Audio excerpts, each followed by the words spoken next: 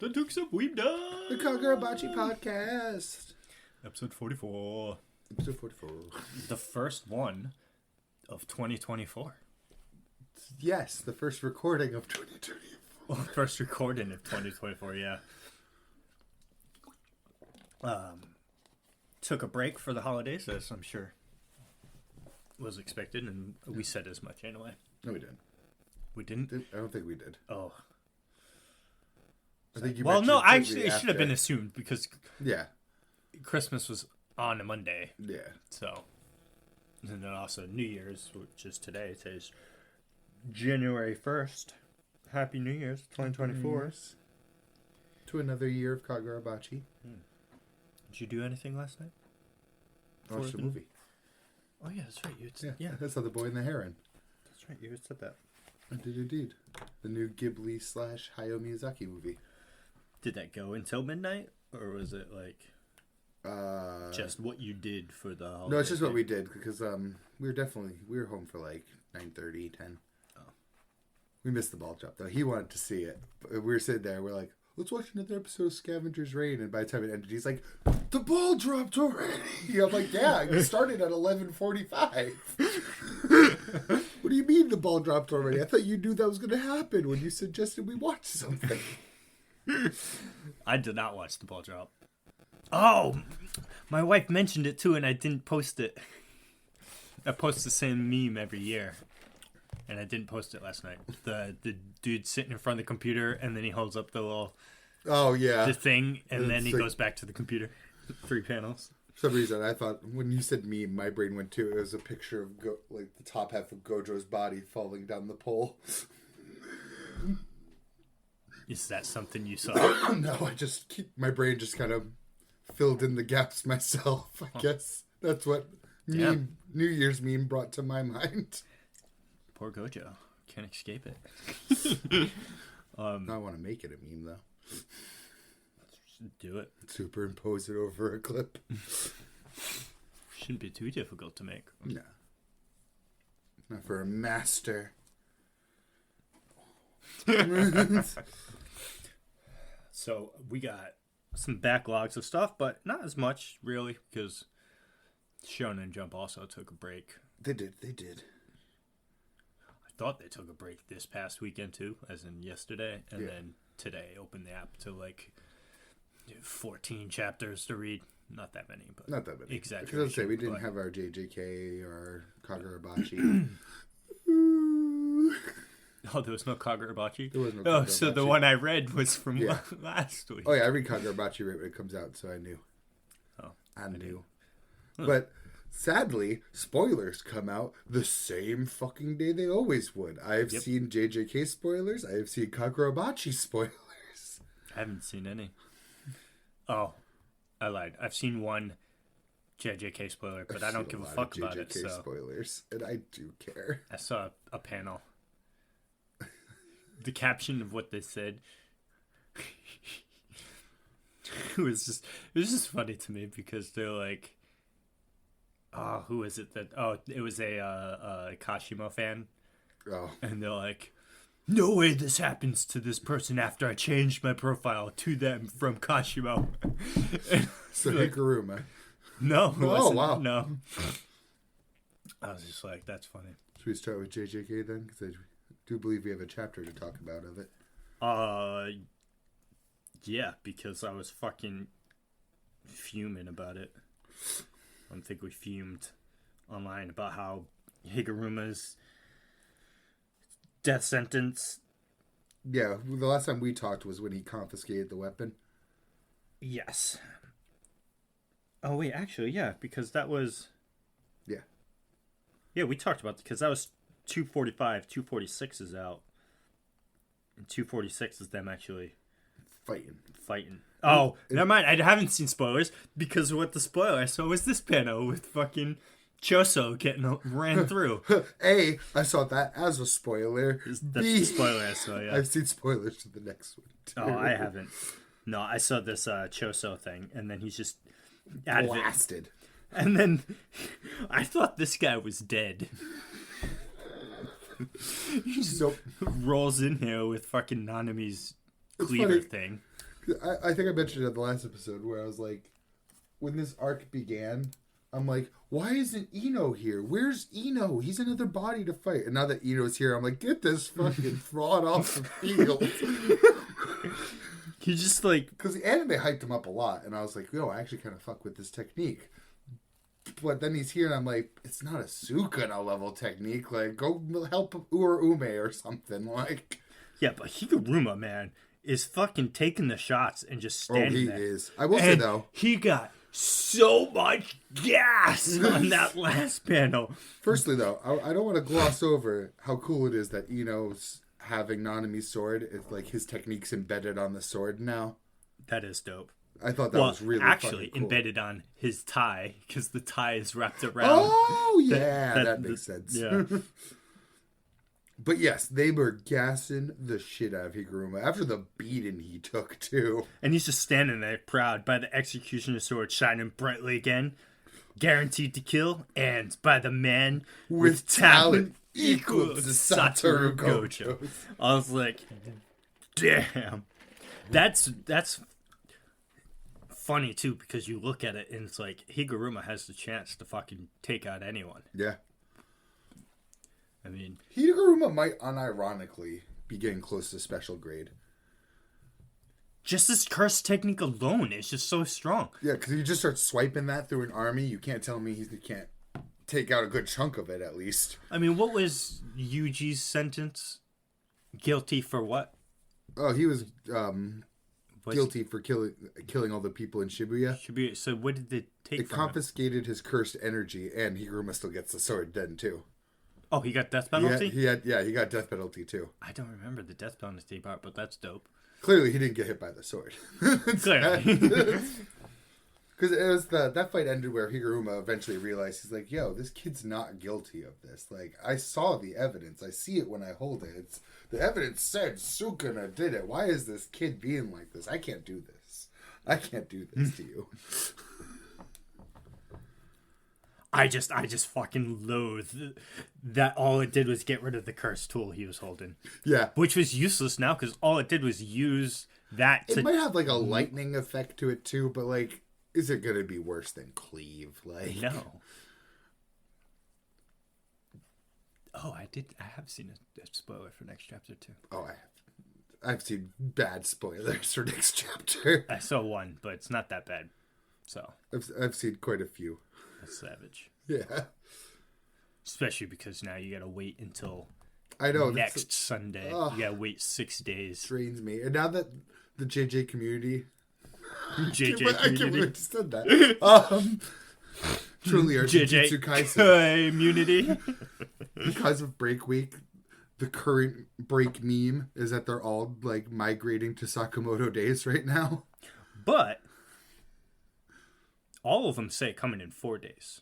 Yes, I have noticed that too. So either they're dropping one early because of the break, or Shonen's changing the day that they release their magazine, which is unlikely. Yeah. I haven't heard anything or seen anything, so... Me neither. But yeah, Kagura Bachi, JJK. One Piece. Kaiju says 3 days. Not Chainsaw Man. Why was Chainsaw Man saying? 8 days. No. Cockbags. So nope, that one's still a week from Tuesday. Hasn't it been forever since we've had a Chainsaw Man chapter 2? December 19th. Ouch. It was a 3-week break. Shot to the heart. Fujimoto's to blame. He is to blame. Motherfucker doesn't want to draw. He just wants the storyboard. I just let him. I would love if they just let the man be monthly. Yeah, especially because I've noticed, like, his artwork has been... when there's not a devil on... like, a true devil on screen. So, like, he did good when the Fallen Devil was on screen, and that blob thing was whatever that big ass fucking caterpillar thing was. Yeah, and the other thing that Fallen Devil was talking to, the obese thing, was the Gluttony Devil or something. Yeah, She summoned something that was like a giant wormy boy. No, but because I remember she was talking to some fat, like, huge grotesque thing, or maybe that was the worm thing. Yeah, it had like a really big top. Yeah. But anyway, those things are drawn good, but now anything else is just like the normal. It's just sketch work. It looks. Yeah. Just... And I like how he draws people, but that doesn't change that he's just sketching them out. Yeah. So at least put him on bi-weekly or something, give him more time to draw it out. Like officially, because he might as well be bi-weekly at this point. For real. For real. Just let it be official. Poor man. Speaking of which, I think we didn't talk about that Chainsaw Man on the pod either. We definitely talked about it off the pod, though. Fucking these dogs, man. They didn't deserve that. I've never seen a character lose favor quite as fast as Miri has. When this chapter dropped... Oh, with the fan base? Yeah, everyone was clowning on him. Yes, we set your home on fire, but only because it's the key to saving the world. Are you angry? Then unleash that anger. Doing so will save the world, dude. I mean, the only surefire way to make the anime fans immediately hate a person is to have them kill an animal. Yeah. Because like, they went right to that. Killing children doesn't do anything to the fan base anymore. It just doesn't for whatever reason. They don't hate Bareem nearly as much as they hate Beery now. Just something about him being like this little brainwashed turd. Which is funny because Bareem's definitely the one that set the fire. Absolutely. He's just also the craziest motherfucker. He's just defending it. You know what I mean? But yeah, they all need to die. And like I told you too, it's fitting for Denji's character that he just follows what other people say because he's never really self-actualized. Yeah. I want him to just do what he wants to do at this point. Fuck public safety. Yep. Fuck the Church of Chainsaw Man. Fuck Asa. Fuck everybody. He had a good thing going. He had the normal life and was going out to be a superhero. Like, it was working for him. Yeah, and it just literally crashed and burned in front of him. It's just so fucking sad. Meowie. Meowie. Rip Meowie. Hopefully she got out. He got out. The cat hopefully got out. One can pray. Also, my God. Do something, girl. Mifune, I think her name is. Oh, yeah. Fucking do something. She just, like, gets... Do you have a contract? You whipped out a gun to, like, stop Bareem, and then you're just immediately captured again. Do you have any contracts? Right? She just, like, fell over. Some dude lost an arm above her, and then next thing... She's in a headlock by someone I don't even remember. Glasses dude? Oh, he's the spear one. The spear weapon hybrid? Yeah. Oh. He's also buff. Those are big arms for a little guy, a scrawny guy. It's just... Yeah. Not looking good for... No. Actually, I think it's going to be not looking good for Bareem's crew soon. Yeah, I don't see Whip or Spear doing anything. Maybe I don't see any of them doing anything because... Well, Bareem's flamethrower, that's pretty scary. And he also is resisting Nayuta's brain chain. And he's also cuckoo nuts balls. Very much. Miss Makima still has my favor. You took that perfect world away. Like, it's funny because Whip was just clowning on Miri for drinking the Kool-Aid earlier in the chapter. I wonder how Whip feels about Bareem, like, Miss Makima's vision, you got in the way of it. Like, is Whip like, oh no, is everyone drinking the Kool-Aid? Oh, shit. And we mentioned it to each other, but I thought it was really cool. Naruto pulling the control on somebody to shoot Bareem. Hey! Yeah, shoot him right in the head. Real neat move. Yeah. And anytime you see Pochita, blessed. Yes, and then Denji going back to the crazy roots of his psychopathic ways. Even Naruto asking, why are you laughing? Good stuff coming. Good stuff inbound for... Yeah, all the best Chainsaw Man fights are when humanoids fight humanoids, so... True. As far as, like, choreography and enjoying flashy fights goes. Yeah. Gotta make sure I Yeah. I put Chainsaw Man, Miri sucks chapter.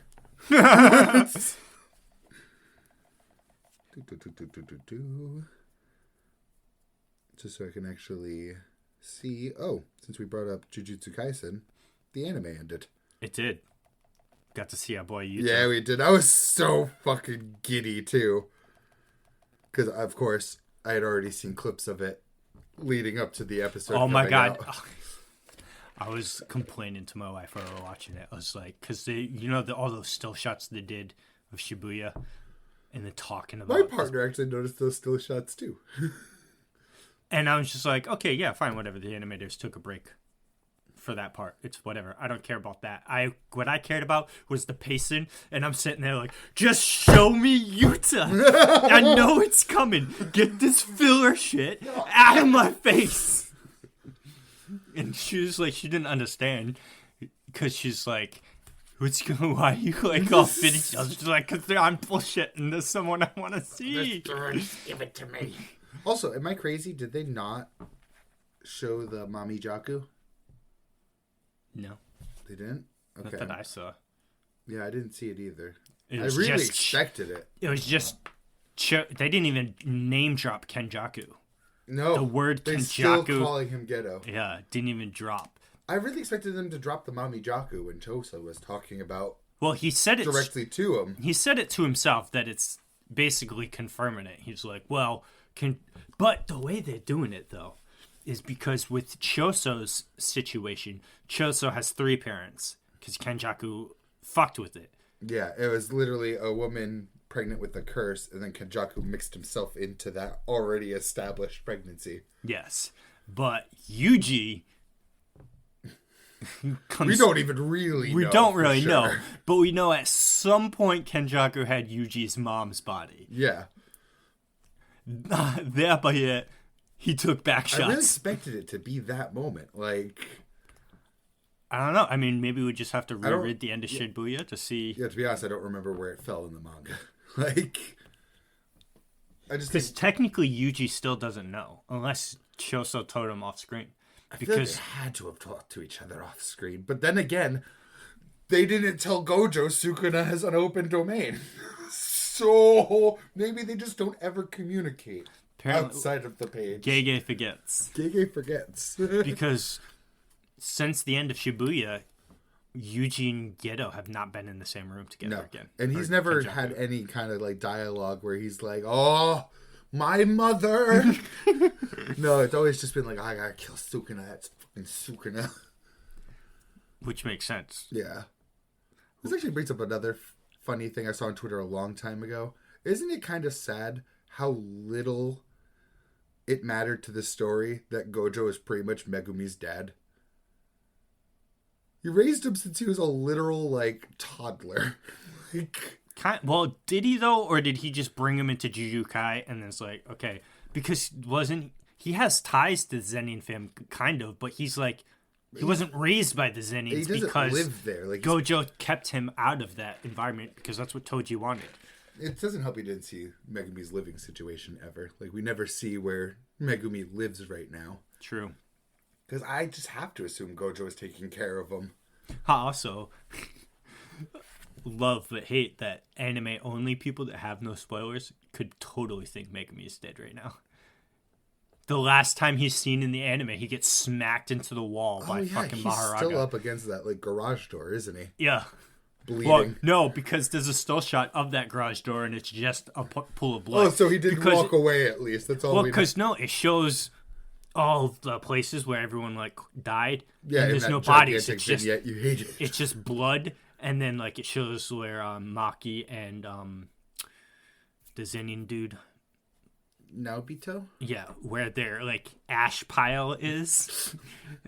And then they showed where Nanami's blood stain was. But so that would absolutely directly infer that all of those people died. Yeah, because it was showing that. Because Maki wasn't in the final fight either. They could assume Maki's dead too. Yep. And I think Naobito retires. I don't know. Is he? I thought Naobito.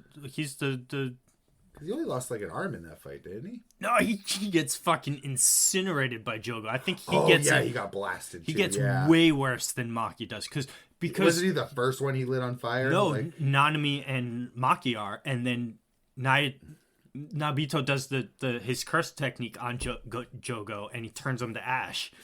He's straight up blasted. He's just dead.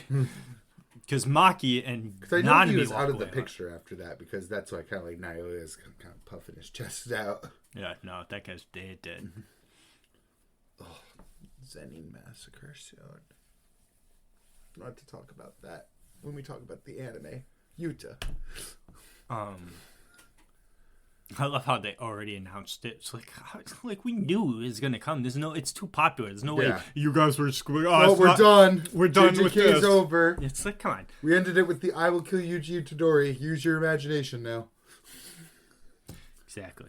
And it's funny too, because literally the next scene, Yuji's on the bridge where fucking Yuta confronts him. Yeah. So season 3 is literally gonna pick up like 2 seconds after. That'll literally be the first episode. That happens like right fucking away. And immediately, yeah. He's literally walking around with Choso, and then Naoya picks a fight, and then Yuta's like, "Oh, you're alone." Oh, you're not alone, actually. My bad. Still Naoya, don't matter. you look like you're having trouble there. You a bitch? Yuta daddy. Gives Choso the 2-piece, then he's like, "Naoya, clean this up. I got Yuji." I love how Yuki was just like shitting bricks the whole fight. He got Mahito? This, that, and the other. I hate how Yuki's not there for all of Shibuya. What were you doing, honey? Well, she's also totally not involved in the I know. whole... She even mentioned she's the third party, but she came for the end. Probably because she's like, oh shit, Shibuya just got blown up. Maybe I should go check out what's happening over there. Maybe they don't got this. Is Gojo not there? What's going on? Fucking wild. It was a nice, like, final fight, though. I like all that love they gave Choso. So I just thought about Kagura Ube batting away Momo's wind scythe. This is just I think Kenjaku ate it. He just like... Yeah, it hit him in the face. It definitely did. He was just like... All of the fucking... I think someone posted the caption, Gege's not beating the misogyny allegations. Yeah, I mean, why are they fucking treating Yuji's mother like that? Then fucking Miwa had her time in the spotlight, of course. Yeah, getting her sword blocked like Aizen and Ichigo. For the rest of her life. So many references in this season, too. I watched a compile. I think I sent it to you. Yeah, you did send it to me. And it wasn't even all of them. I saw more afterwards. A compilation of just all of the references to other animes, like subtle references they did. Part of me, in the darkest shadows of my heart, is like, are these references, or is this just like a really easy way to like animate these? You're like, shit, I need ideas. Okay, that fucking attack from this anime, I'll make that one, and then this one from this anime. Okay, I'll put that one here. But that's just I feel like the least generous interpretation. If it was like 3D animation, I could say that because they could literally just copy and paste and then change the models. Yeah, the but only because thing that would 2D, solve is a lack of creativity. Yeah, because they're still drawing it, so they're definitely looking at that and be like, I'm putting that in there. It looked good, so it's not really a complaint. It's just like this little intrusive thought in my head. I'm like, that's a lot of them. Is there an alternative reason why there's a lot of them? It is a lot, but at the same time, it's like, I think what really did it was how, because it was by the same studio, Mappa, on how well received JJK's opening was. I mean, not JJK, Chainsaw Man, with all of that references. I was going to say, I didn't watch this season's JJK opening a single time. Oh, so you don't like the song. But I hate the song. I like the song. I hate it. Every time I open, you are my special. Before they even finish the sentence, me and my partner are like, It's just that song is used for memes like everywhere. Yeah, because of the Yuji crying, and then they suddenly inserted that song in. Yeah. And then there's a horde of people like, actually, it's thematically relevant because the song is sung from the villain's side. Cool. Still ruined the tone. I like it. I think it fits. I just like, and even the visuals too, and are pretty dope. I just like the Or the visuals are... Oh, well, I haven't watched all the way through. There's one part towards the end that we did finally catch in one of the last episodes, which I wanted to see because I saw it on Twitter. And it's when it shows everybody doing their hand signs for their domain expansions. That looked really cool. But I just don't like the song that much. Like, I don't hate it either. There's way worse anime songs. Every Naruto opening, less than.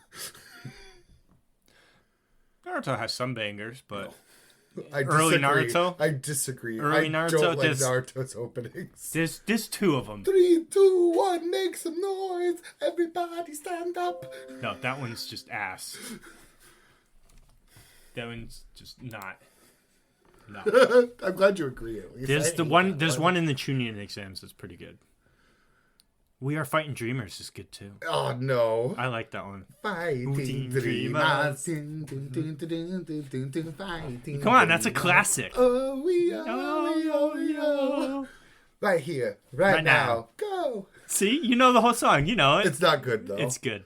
It's an anime. It's funny. Opening. Someone posted like, man, this Naruto arc and opening negs every other like arc and opening in anime. I was like, first 4 Bleach openings neg. Bleach bangers. The first 4 Bleach openings. Bleach is a region There's of its no own. Naruto opening that beats any one of the first 4 Bleach openings. No. Well, that's just whoever did the original soundtrack for Bleach is just that dude's on a higher tier. Ichiro no Hana clears. Fucking, oh god, what's the other one I really like? So I don't even like Asterisk that much, but it still clears. Asterisk, Ichiro no Hana, Detect No Life. Clear. They're all great. And they clear specials too. Doesn't help to me that Eve did the first fucking Jujutsu Kaisen opening and they slapped. It was good. That was a good opening. My boy Toto coming in there like All Might on that rock. Oh, that was great. I loved it. Toto's had the best scenes. Toto's just amazing, dude. I fucking And I love knew him. it all anime long. I'm like, I can't wait for Toto. He brings that energy, man. And they killed it. All of his big scenes, they killed it. The fucking when he takes off his jacket, is like, we are the exception. Yeah. The fucking slapping the rock, his imagination scene, and the amalgamation of the soul. And then I had Mahito emotions for that one. Turned and flipped. Yeah, Mahizote. they made that part. They sold so well too, because he even like slashed all the shit behind him. Like he really thought he was gonna be there, and then you see the Yuchi dip in. Like, oh, they killed Toto fight. No, it's funny too. Yuji just throws black flashes around that fight like it's nobody's business. I think that's also the last time he uses. He used a black flash maybe one other time. I'm pretty sure we haven't seen a black flash since then, unless Gojo did one in Gojo. He did. The one that Sukuna could have easily won, but decided to go unconscious instead. Hilarious.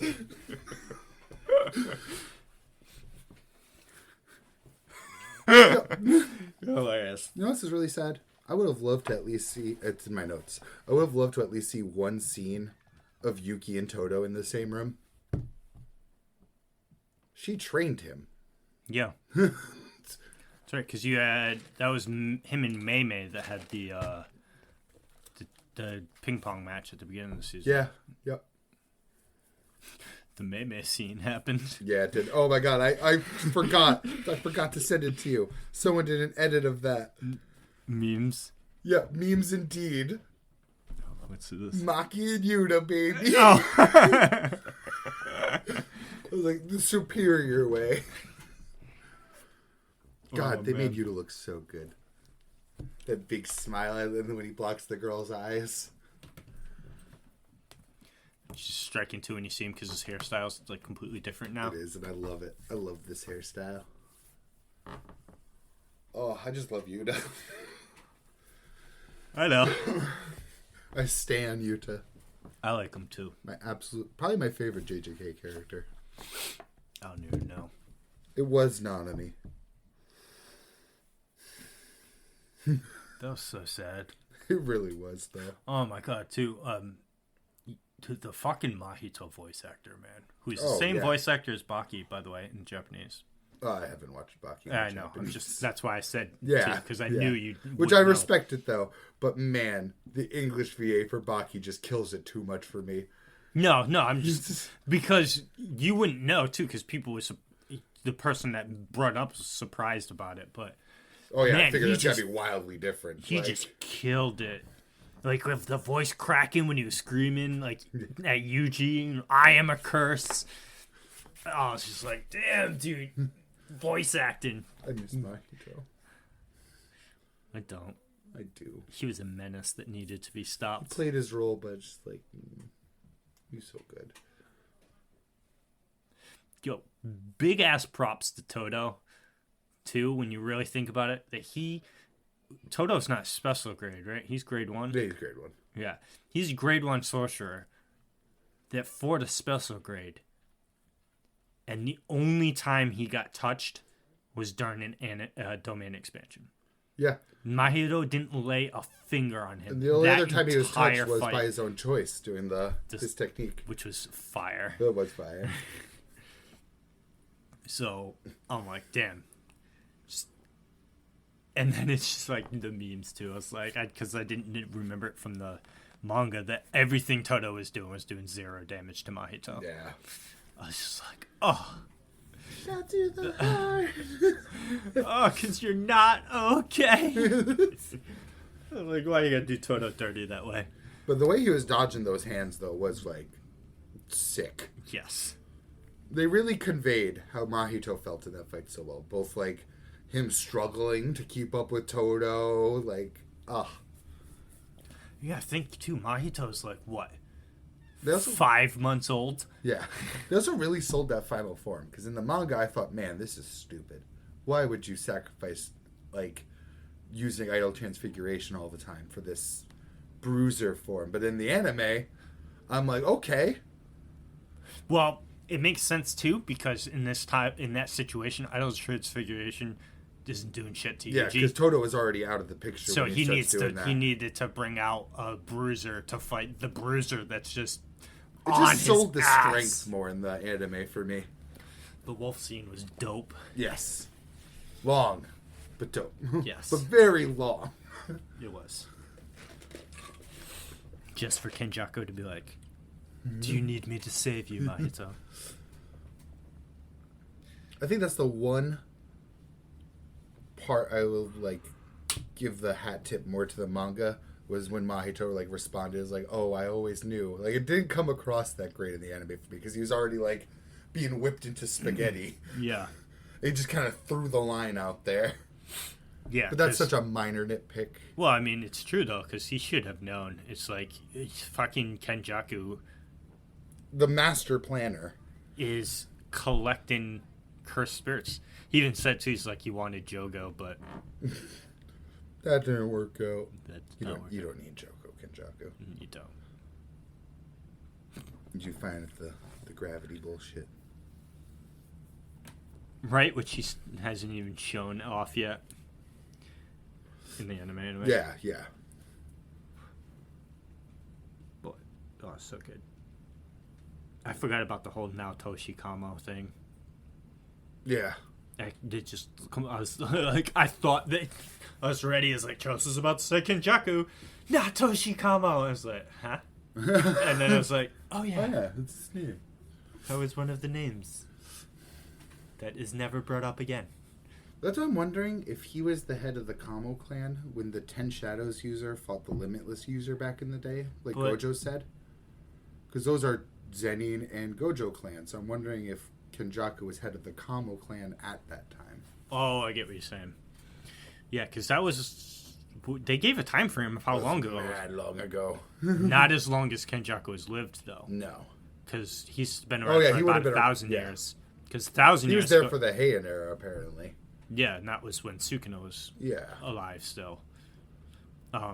This was, I forget if it was, I feel like it was, I want to keep saying 150, but it's like, it's definitely more than that. So It maybe, could've I been think it was 450. Even that back. Or maybe it was like, I need a JJK history. And we need to know when the clans were established. Were they established in the Heian period? Were they established after they transitioned Right. out of the Heian period? Let's see. Can I get my Heian flashbacks yet? There's that page of Sukuna being like, I killed all these, or like Sukuna destroyed the star and moon warriors as well as this clan and the people Angel was with. I was like, I don't know these people. Oh, it's Noritoshi. I'm trying to find the other one. Dude, look, I'm pretty sure they both are named Noritoshi Kamo. Archer dude and Kenjaku. Yes. Status is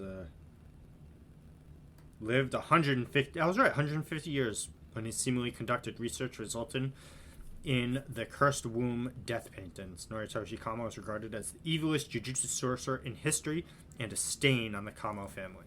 Kenjaku revealed that he inhabited his body with his curse technique, allowing him to swap out the former's brain. So he lived long before Noritoshi Kamo. Yes, then. but what I want to know is Noritoshi Kamo the evil dude, or is Kenjaku the evil dude? It's Kenjaku then. Well, they're both. Both. I think Kenjaku was in that body when he did it then. Yeah, so it's like, okay, but then who's really responsible for the death paintings? Kenjaku or Naotoshi Kama? I'm only guessing that it'd be Kenjaku because it just fits what he wants so well. Yeah, so I'm just saying. And he knew all about it too. Was Narutoshi just such an evil guy and Kenjaku's like, yo, I like what you're doing, so let me take your body and just continue your work in my image type deal. I never even realized that wasn't his first body until just now. Yeah, no, it's not. Hand flashback, please. Kenjaku flashback. He's the only one I need to know more info about. Fuck Sukuna. I don't really need. I just want to know what his curse technique is. Apparently, because it's not cleave and dismantle. Something I kind of knew but didn't look into that I learned on Twitter about Sukuna being a real life figure. There's an actual Ryomen Sukuna in the real world, and he's credited with bringing this part. I learned from Twitter. Let me state that is he's credited with bringing Buddhism east of India. And I just found that very interesting. I'm sure it's gonna somehow play into this symbolism here. And that makes me wonder: is jujutsu sorcery based completely on Buddhism then? Would that explain why other countries don't have as much of a curse/jujutsu problem? Yeah. Is this why Angel hates him? Because he gave up secular religion for Buddhism? Symbolically at least? Because Angel's obviously an angel, so she would be part of Christianity. Right. I want to know. Would he be the fallen one because he rejected what they believed?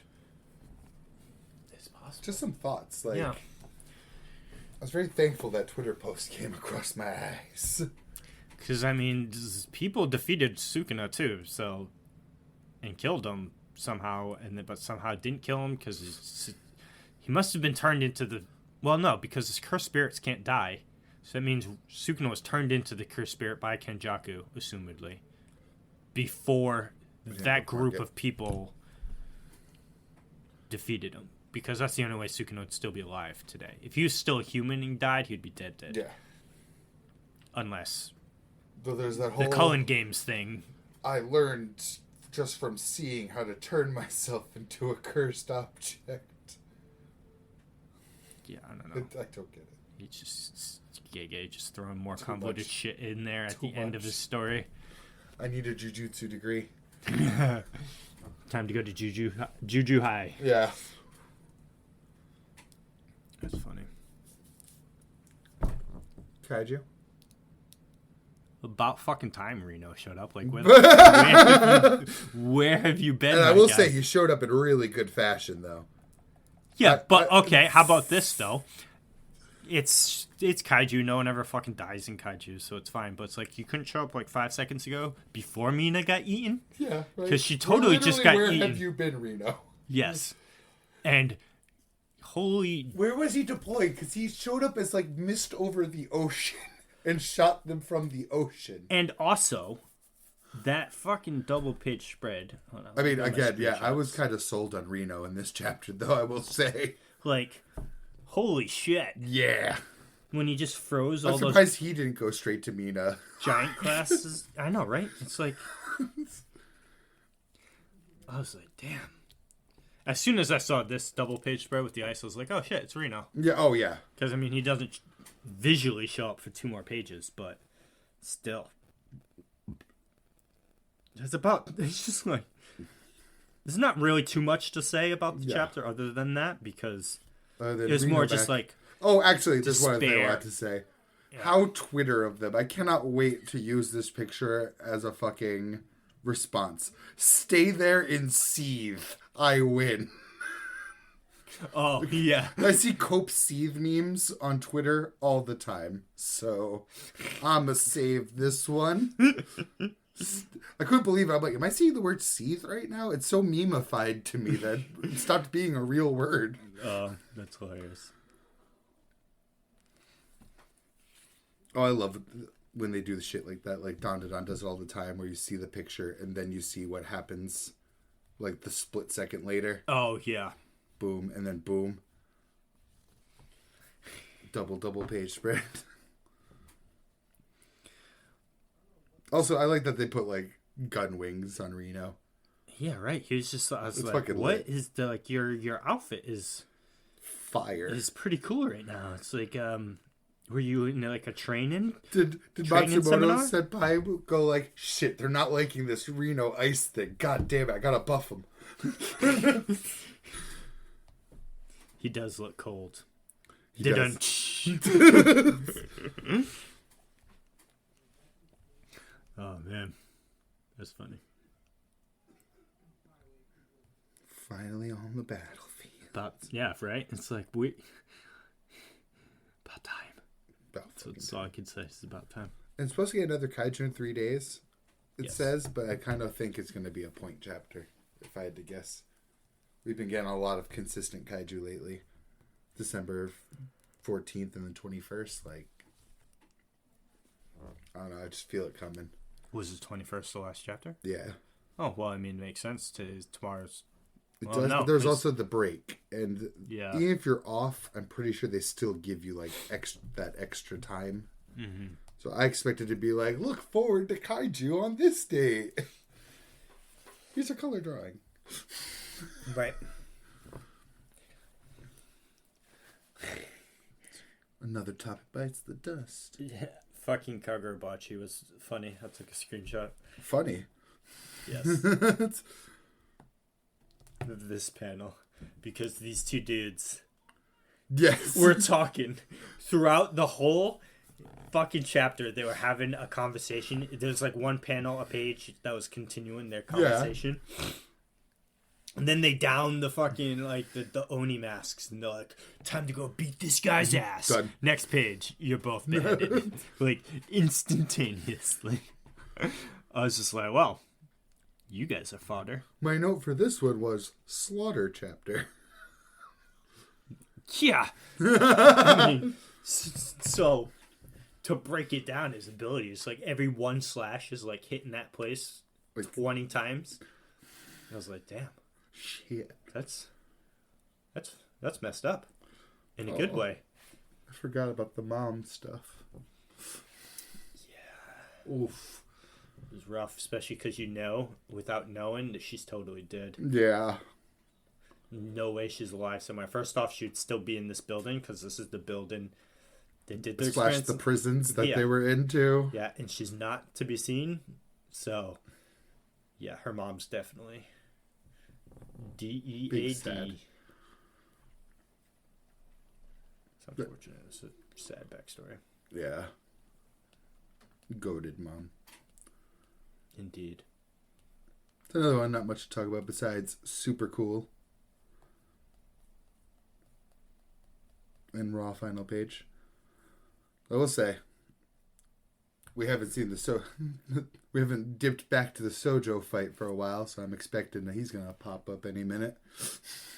Oh, you think they're just going to off-screen the other guys? Yep. That he's just going to be there and be like, oh, I killed them? Yep. I think Chihiro's even gonna have that moment. It's like, what about the Kamunabi? And Sojo will be like, no. I hope not, because it's like, unless Mr. Shiba... Mr. Shiba's somewhere else right now too. No, he's in the same building as Chihiro. Yeah. Okay. Yeah. I meant he's not with the Kamunabi. Oh, yeah. Because what I'm saying, unless Mr. Shiba's that guy, and... Pops in to help. No, so like Shoujo shows up to Chihiro. Chihiro's not fighting that guy. in his current condition. like- Plus, now that he just used this new ability, he ain't gonna whip it out again. He's just gonna get murked. It's funny, I agree with you, but by the end of the chapter, Chihiro's looking kind of okay. But I still agree with you. It's set up that he was already exhausted. This is like a last resort. But then he's like, here's a sandwich. And I'm like, is he? I think he's just putting on a brave He face absolutely is, though. You're definitely right. We also haven't seen where the black-haired guy from the Kaminabi was. The other one that was standing with Mr. Shiba. When Sojo was like, if those two are here, I can't fight. Yeah. And then he's fighting the same dudes. He's like, man, I wish those two were here. Make up your damn mind, bro. Genuine fumble. I don't get it. Silly. Silly, but acceptable. Oh, you silly goose. Silly goose.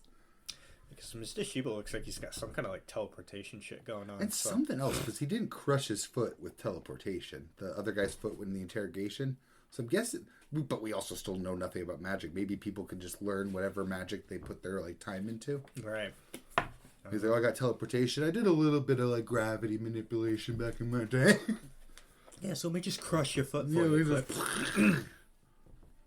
That guy broke like a fucking piece of glass. Don't hurt my toesies. Right. I just want to see more Mr. Shiba, though. I'm glad you mentioned him. Just what more? Same. Yeah. You didn't read Shoujo now, so I can't. I didn't. I did read Wild Strawberry, though. I did too. Did I not? I fucking called that shit. I'll sit on the couch like, yeah, I called that shit. The Maki thing would be a fucking test. Yeah. For... Then they did have me like halfway through the chapter. I'm like, I guess Maki's dead. I fucking loved that Kingu stuck to his morals there and just like, well, if you guys want to do this, I guess I'm out. Fuck yeah, even dropped his coat off as he said that, too. And then walked away. He's like, you can... I'm going to go back to my main quest. You guys can do your side quest shit over here. And then, boom, there's Maki. I was like, you're like, this might involve your main quest. What? Well, because when they start talking about it, right, because he's like, here's this factory, right? I thought he was going to bring them to a vantage point to see, because they're in Tokyo, so, Tokyo Tower. You get high enough, I'm sure you could see it from wherever you are, type deal, you know what I mean? I thought he was going to give them a vantage point to show them what it was. Where he's going to take them. My brain was just like, smooth. I was like, oh, so, okay. But then it shows that person... Loved that, though. What it turned out to be. Yeah, the lore drop there. Yeah. That was so there's this guy that's part of a tree and bloomed, but did it before the mother Jika. I had mentioned that they were burying people in the trees. So as soon as he started saying that was a fact, they said it was a laboratory. He said how, this person bloomed before. I was like, Maki's alive. Because Maki's a researcher that was basically trying to research his the sister inside of Kingu. And I'm like, okay, he's alive. He knows some small stuff. He talked to this dude. They definitely Valuable collaborated somehow. So, okay, so they're going to... And then, so basically they just... After looking at everything, I think they faked his death so that now this researcher that was deep in it can do some stuff on the DL. You know what I mean? Oh, that makes sense too. Like, make him officially dead. Yeah. Because now... That especially makes sense for the infighting too. Because if he is a person of interest to the people who are causing this... They would come at him. Yeah. So now that he's quote-unquote dead, now the only person that they are going to target is Kingu. So whether they... quote-unquote kill him off too, or what? But it's like, I'm sitting here and I'm like, obviously it's too early to tell, but I'm like, you got these squadron commanders in each squad, and I'm like, first off, who the fuck's gonna square up with both Makoto and this squadron commander dude? Yeah, that page with the commander, that was fucking when he cool. just told him, the black eye, and then to the close up, chill out. And I forget what's his sister's name again? They name dropped her this thing too. Yes, something with a K. And she was even scared of him because she Yeah. was grown out and was like ready to Good, go. now one of He you just has some looked and she's like, senses. oh, okay, I'm gonna chill. I don't want to fight. I don't want the smoke. I don't want that smoke. Nope. I will say, I loved the plot point with like there being a traitor squad, but that's like straight up Fire Force also. That was one of their main quests in Fire Force. They're like, one of these squads has to be working with the enemy, and I'm pretty sure in Fire Force it didn't end up being true. I'm sitting here and like, I don't even They know thought this it was- plot point because I haven't finished season 2 yet. Oh, boo, boo! I just need to restart all of season Did you 2. watch though. that? You watched the Joker scene from season 2, though, didn't you? Oh yeah. Oh well, maybe did they talk about it in that? I think that was like the Dude, result. because of you know what though, that fucking pissed me off actually. what? Because I was watching the opening and it showed Benimaru, Joker, and the Squad 1 commander like squaring up with each other in the opening. So I was waiting all season for these three to have a 3-way fight, and they just fucking talked to each other and walked Pretty away. much. I was so Then angry. wasn't there like a few peons there for Joker to kill too? Oh, Joker just showed out how fucking Because he was shelling out his powers then, Smoker. yeah. Joker. Because I'm pretty sure that was like the result of their investigation. They thought Squadron 1 commander was like the traitor. But See- then it was like, oh, this is a big misunderstanding. See, my thing with Fire Force, and we're going to get into some minor spoilers for anyone that's either anime only or hasn't watched Fire Force. So I'm about halfway through season 2 is where I stopped. So I Yeah. saw the Joker, Benimaru stuff. That's the first half. Yeah. And then with the missile guy, the dude that shoots missiles out of him, Yes, or whatever, yes. he had a fight against someone, and He had a good fight too. I like that one. the dude that whistles, he had The one whistle Fire pow- Force power that makes no sense. that they didn't go through an explanation for too. Yeah. They explained to me how the tuba in Bell can turn fire into ice, but you won't explain to me why the whistle buffs people with fire magic. Yeah. So I got to like the beginnings of that story arc thing. So my thing is, I like Fire Force better when Benimaru is the peak of power in Fire Force. I don't like the manga spoilers that I have of the moon or the planet getting cut in half. Yeah, I don't know how they get there. I know the results. I don't know the bridge. So, because, like, I'm okay, too, with, like, what's his name? Shoto? Is it Shoto? Shinra? No, it's his brother. Show. And him stopping time. Yeah, and, that fight was so fucking lit. which is funny, because stopping time is, like, the opposite of fire and heat powers. Because Yeah, I remember the explanation for that one. Literally just the vibration of atoms, and the faster they vibrate and the higher the temperature. Cold is literally the absence of vibration. The less vibrating, the lower the temperature, until you get to absolute zero, where there's no movement at all. This is what I mean with Fire Force explanations, though. This is why I looked for the whistle guy, because they didn't give it to me. Show's explanation was, it was something about heating the universe so much that it was expanding at a rate that kind of like negged the movement of time. It makes no sense. That's not But how the that works. fire whistle buffs people for some mysterious reason. Why are you so scared to explain the fire whistle to me? See, because Okubo, that's the author's name. so it's a shorter series too. Yeah, Ish. yeah, I mean, by Shonen standards. yes. You know what? Let me just. How many volumes of Fire Force is there? It was serialized in Kodansha's 34. 94 volumes. 34. Oh, I was 34. like 94? 34. What? 34. It's a, for today's standards, a pretty standard length. Yeah.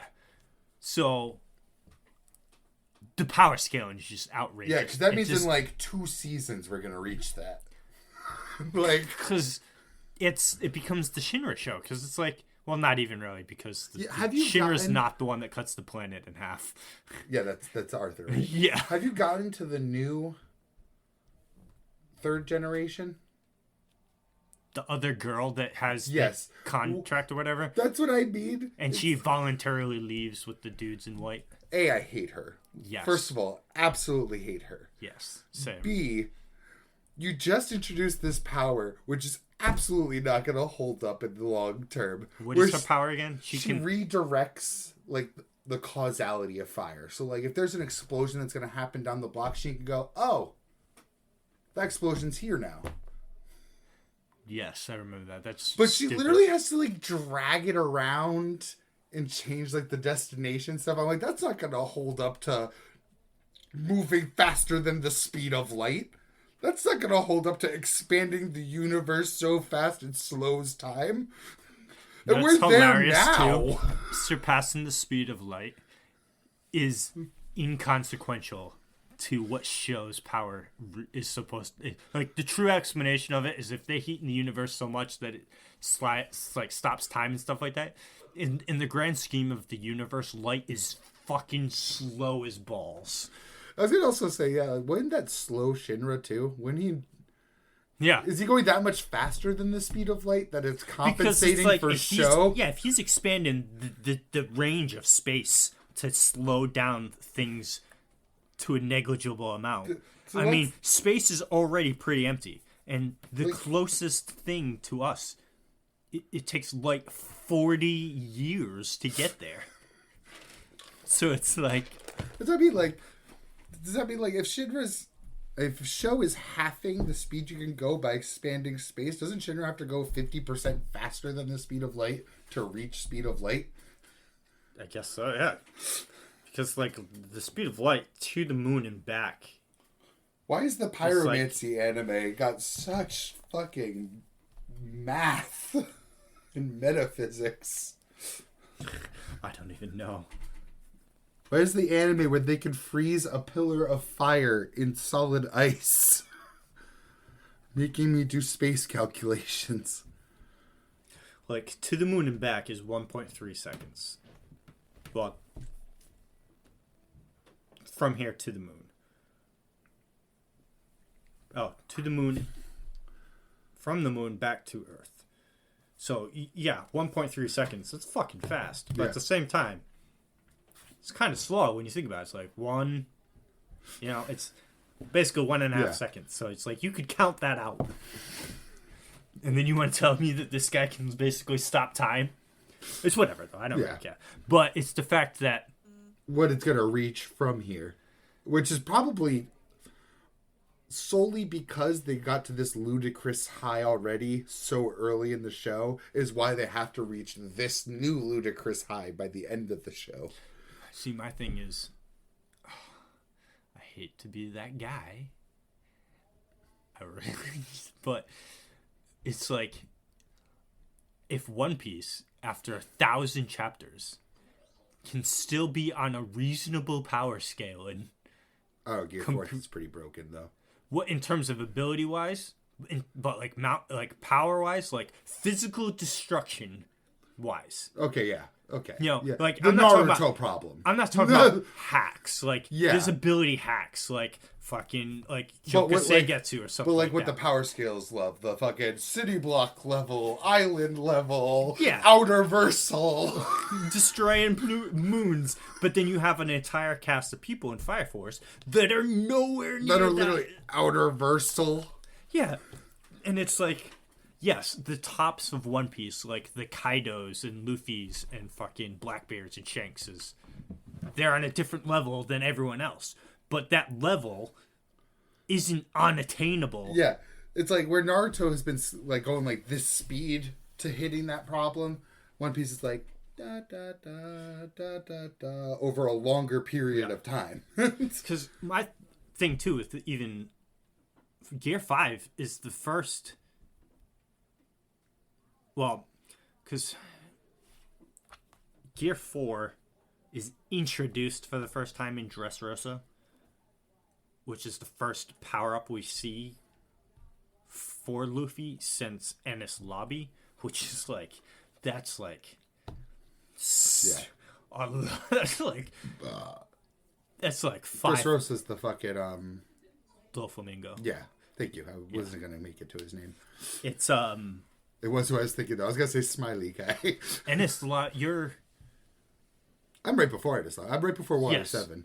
And that's Skypiea. That's like what chapter? Well, technically, I'm gonna be right at Water 7 the moment I pick up another chapter. 250-ish chapters in. Yeah, I can give you an exact of when Skypiea ends because there's the moment I put down One Piece. Because we'll give it, 50 more chapters after that is when Gear 2 and 3 is introduced. Gear about 4, a year's worth of manga. Yeah. So Gear 4 is in the 800s of chapters. Yeah, 303 is when Skypiea ends. Okay. So yeah, we'll call it 400 chapters. Luffy goes without a power-up.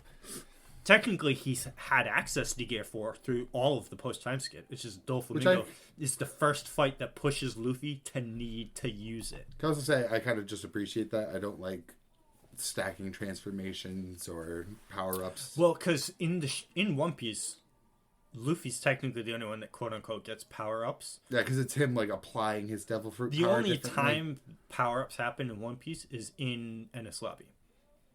Zoro uses Ashura, which is never explained how that happened, how that is a thing. Luffy gets gears, and Sanji gets the fire kicks and stuff like that, which is explained with friction and stuff. Yeah, which is fair. Which is whatever. But that's the only time One Piece does like power-ups for them. Everyone else, like Zoro gets a new sword, or Sanji got the raid suit, but then he broke the raid suit, so he doesn't have the raid suit anymore. He like literally destroyed it. He's like, fuck this noise. I want nothing to do with it. Great moment for him, character-wise. But it's doable is what I'm trying to get at. And even obviously One Piece is a bad example. Let's give because JJK's credit too. It does a very good job of this as well. They stay relatively in the same zone. Realm of strength is established between Sukuna and Gojo being the exception in episode 1. Be like, this dude Sukuna is the strongest that's ever lived. This dude Gojo is the strongest that's living today. Here's what they can do. Everyone else you see is going to be weaker than these dudes. Yep. And they stuck to it. And even that, the fucking bar though it's very far separated between Gojo and Sukuna and the next lower tiers, but whatever. But good. Yes. I don't want anyone passing that. I'm not gonna say here that One Piece's power scaling is like rock solid because it's not. Haki was but it's impressive for how long of a manga it is. Yes, but my main point of using One Piece as an example is it's 1,100 chapters long. And their power scaling isn't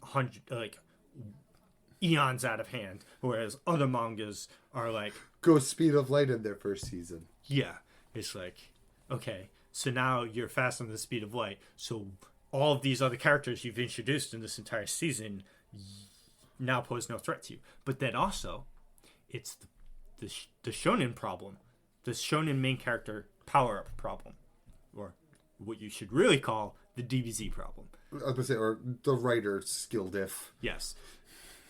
You introduce an enemy that has to be more powerful than the main character to represent a struggle, so therefore the main character needs to get stronger than the enemy to defeat him, so he does get stronger, but then the new enemy has to be that much more powerful than the main character, so the main character has to get that much more powerful to beat him, and so on and so forth. Which kills me, because they could just... And it just goes higher and higher. You don't... It's like... Same with like Hunter x Hunter is a good example too. I was going to say Hunter x Hunter is one of the few I feel like tried to get around that. Minus Meruem. Because, yeah. Well, Meruem was just... But then again, he wasn't a villain to Gon. Like, Gon never had to fight Meruem. He was never like an antagonist to Gon. He fought the strongest dude in the verse that we knew of. That part's a little fair, but generally Hunter x Hunter does a good job not being like, we have to have a stronger villain. It's more like... what I want from Shonen. What I was going to say with Hunter x Hunter is that it's more of a, how do I say this? Tactics game? Yes. That's exactly what my mind is going. It's they a have tactics the creative solutions to a problem. Because no matter how much I hate it, because I'm still on the Uviken side of things that you should have beat Kurapika. It's a way, because like, Evoken's superior strength to Kurapika, but Kurapika still used hacks to beat him. But then anyone else in the entire series that could have lost to Evoken will smoke Kurapika. Because Kurapika is really good against the Phantom Trope, I was gonna say, but really bad against anybody else. Uvogin would have slapped any of the good guys. Gon, Kahlua. He's literally just a better version of Gon. Literally. I mean, adult Gon aside, In fact, but I don't think any of the three of them, minus like the chain hack specifically, could take a single member of the spiders. Cortopi included. Isn't that the one that just makes copies? Yep. I don't think Cortopi would like necessarily win. I think Cortopi would stall long enough to not lose. Because Cortopi also copied straight up skyscrapers. Because remember their hideout was in a field of copied skyscrapers? Yep.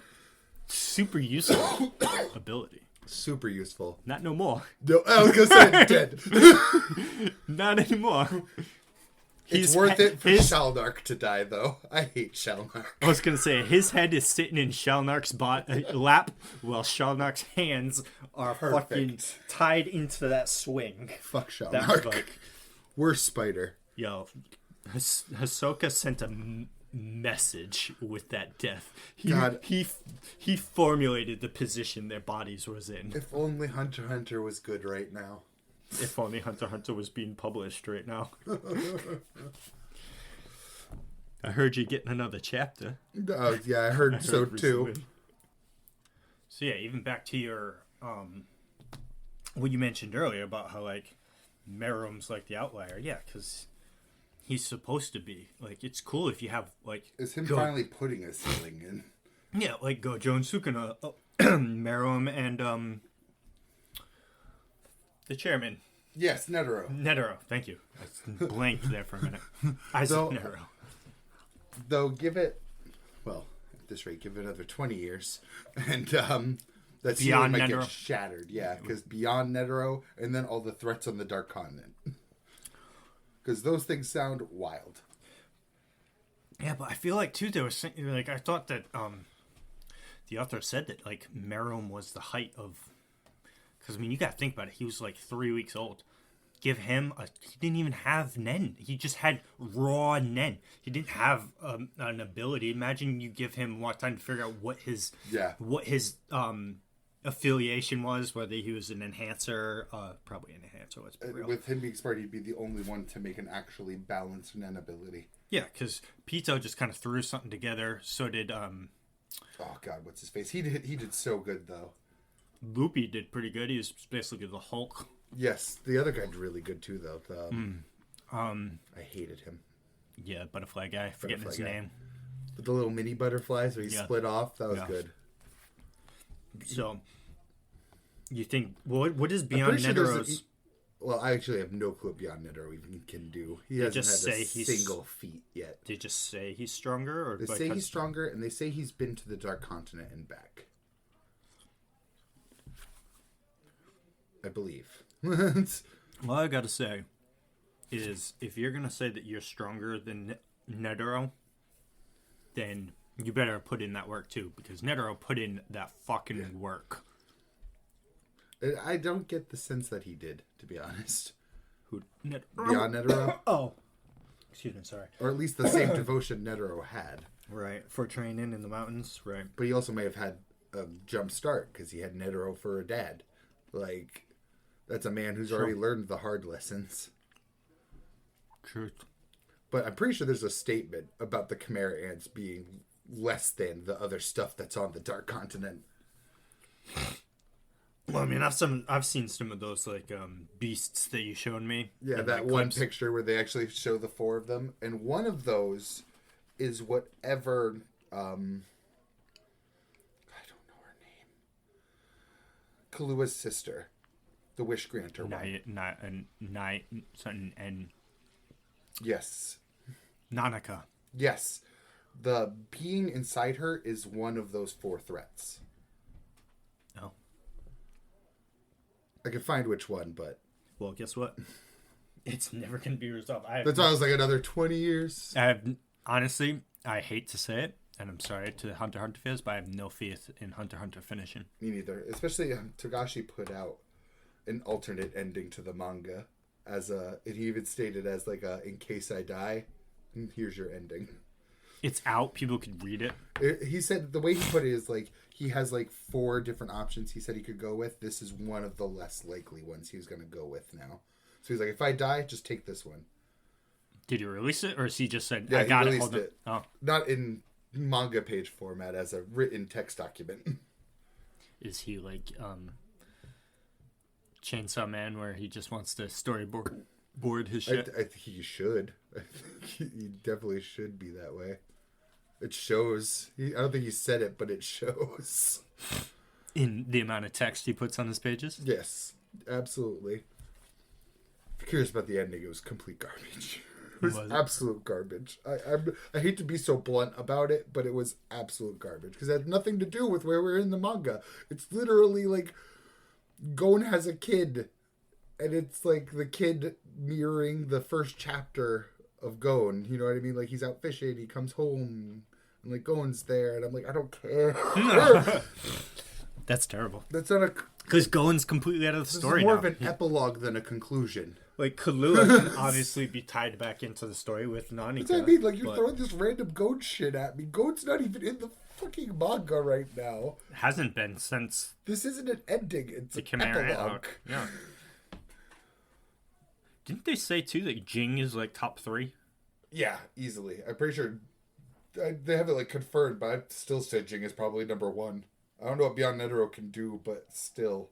We still don't know what Jing can do, right? We don't know his Nen ability? No, but we have seen him use Leorio's Nen ability off of seeing it once. Oh. He was sneaking around with Pariston, and he even explicitly says on the page he didn't want to give Pariston an idea of what his own Nen ability is, so he just whips out fucking Leorio's.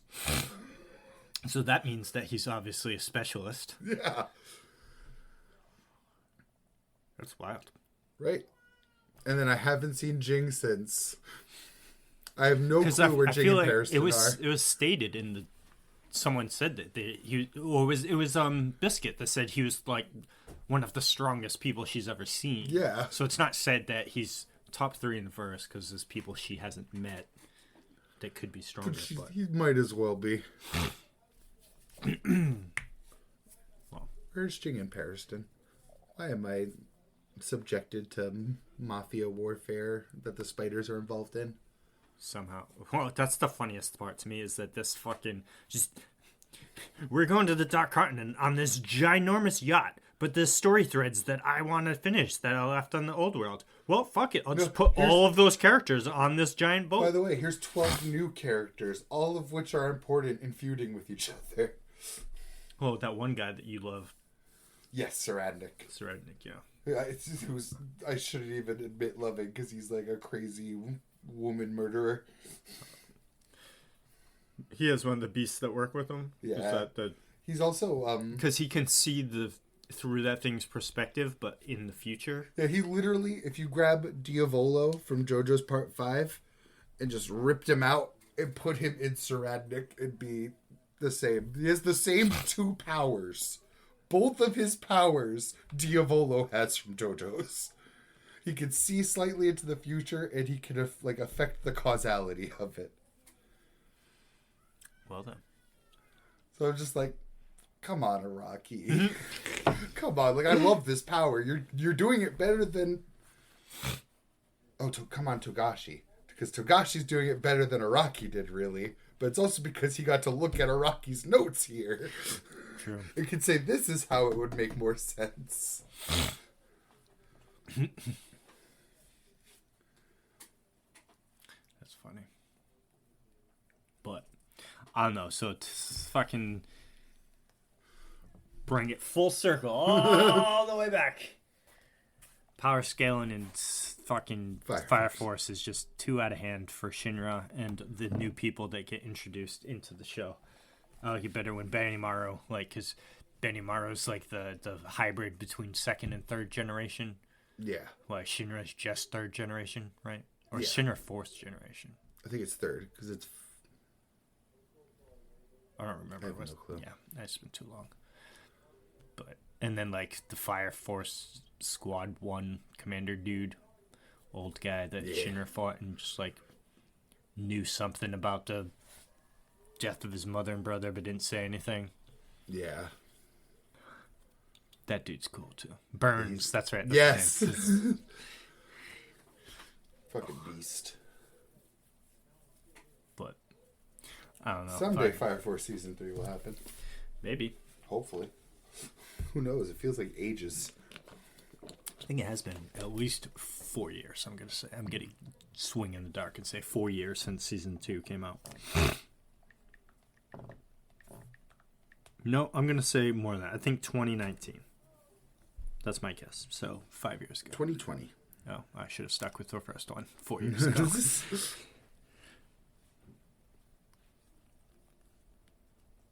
Oh. Oh. Wait, no.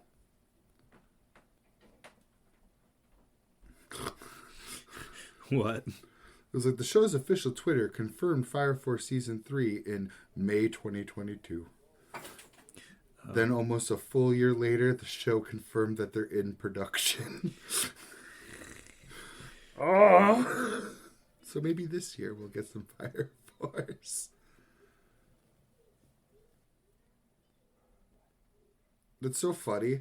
Like, I just clicked an answer for who's the strongest in Fire Force. It says Benimaru, but it shows a picture of the evil third gen girl. Yeah. Not the causality one, the electric one. Mm-hmm.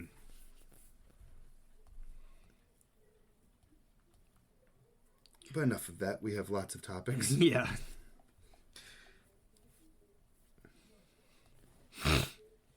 What else you got for me? I gotta. So, I'm almost done with YuYu Hakusho live action now. I have seen most of episode 1. My wife was watching it, and I happened to see it next to her. So you don't mind spoilers, right? I don't give a fuck. So first, your opinion, because you've seen less of it. It's bad. I'm sorry to be blunt. First off, I didn't see actually I don't really know how much of episode 1 I watched, to be honest with you, but I did see 2 things. I watched on Facebook, someone posted the video, so I just watched it. He was fighting some big buff red guy. Yes. Yeah. And it was so wonky, the fight. And I'm like, the buff guy could have landed so many hits on him. It was just like, it was like, because obviously fights are choreographed and staged when they're producing this thing. But you don't want it to be obvious that a fight is staged, and that's what it looked like, because like this guy was like getting his hand caught in the doors of cars and stuff, and I'm like, dude, you're throwing these. It was a bad fight, and then it ended with the spirit gun in the mouth, and then please, I know it's true, but please tell me that was not Kurama at the end wearing the red suit. Oh, he looks so bad. Oh, I didn't hate how Yusuke or Kuwabara looked, first of all. I thought they both look really good, actually, especially Yusuke. I think Yusuke's body language, at least, really sold it, like the way he walked and shit like that. Yeah, and I mean, Kuwabara, though, isn't his hair black instead of orange? No, it's orange. Oh, okay. But does he have the pompadour? I don't remember. It's not very pronounced. It really isn't. It's kind of like a slick back look, almost, like a up and back. Oh. Yeah, they didn't give him the full pompadour. I still think he looks all right. Is Hiei in this series? Hiei and Kurama look awful, man. I haven't seen Hiei. Kurama looks like just like a dude in a wig, and I can almost forgive that one because I'm like, that's going to be hard. Hiei just looks bad. He looks like I don't mean this in a derogatory way, but he looks like a lesbian woman. I don't mean it derogatory. It's just kind of how I objectively see it.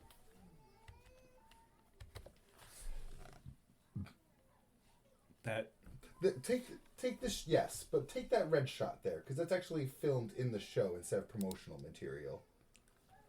This looks nothing like. Honestly, you showed this to me. I mean, I totally. Why does he have a bigger pompadour than Kuwabara does? Yeah, see, Kuwabara's hair just looks like it's comb over. A little slipped, yeah. So, like, this image of Hiei is not terrible, other than, like, this part, but like the outfit, like what he's wearing, it seems fine. Yusuke, I mean, that's just It's his hair. The headband and the pompadour hair looks so bad. Kurama, they could have got a better wig for that, man. Come on. The hair is bad. The suit is whatever. He's just wearing a red suit. That's what he Something wears. about the way the hair's curling into me that's just looks It's really like bad. so. What the problem is it's the hairs on everybody is what's messed up. I mean, you could get over Yusuke's hair because Yusuke is just whatever. Again, I think he looks really good. He's acting it well, but all of the hairs are. The weird. outfits aren't bad. It's just like I don't know. The acting I saw seemed janky. I'm also listening dub, by the way, so Johnny Young Bosch's Kurama, it catches me off guard every time we start an episode. Every single time, I'm like, whoa, wait a minute. That's weird. Right, and it's full on Bosch. He's not hiding it at all. It's full on Lelouch Ichigo. Like, so every single time it hits me, it's like a brick being thrown in my face. It's so familiar to me. I heard people talking before it was coming out that they were hoping it was going to be like as well received or close to well received as the One Piece live action, so that it could, because people are like, we want a YuYu Hakusho remaster for the anime, and I'm like, sure, just leave out the final arc. I'm gonna dive right into the biggest problem with the show. It's 5 episodes, and it covers from the first episode of the anime to the end of the Dark Tournament. Are you fucking serious? Let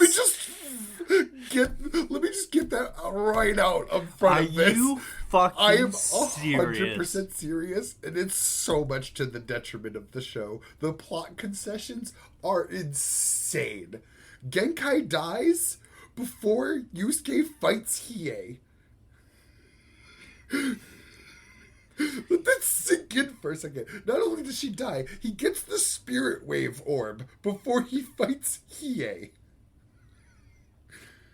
Painlessly, by the way. There's nothing like the cave scene. It's just like 3 here. days, 3 days and 3 nights or whatever. Oh, I couldn't believe it. I almost wanted to leap off the couch when she died.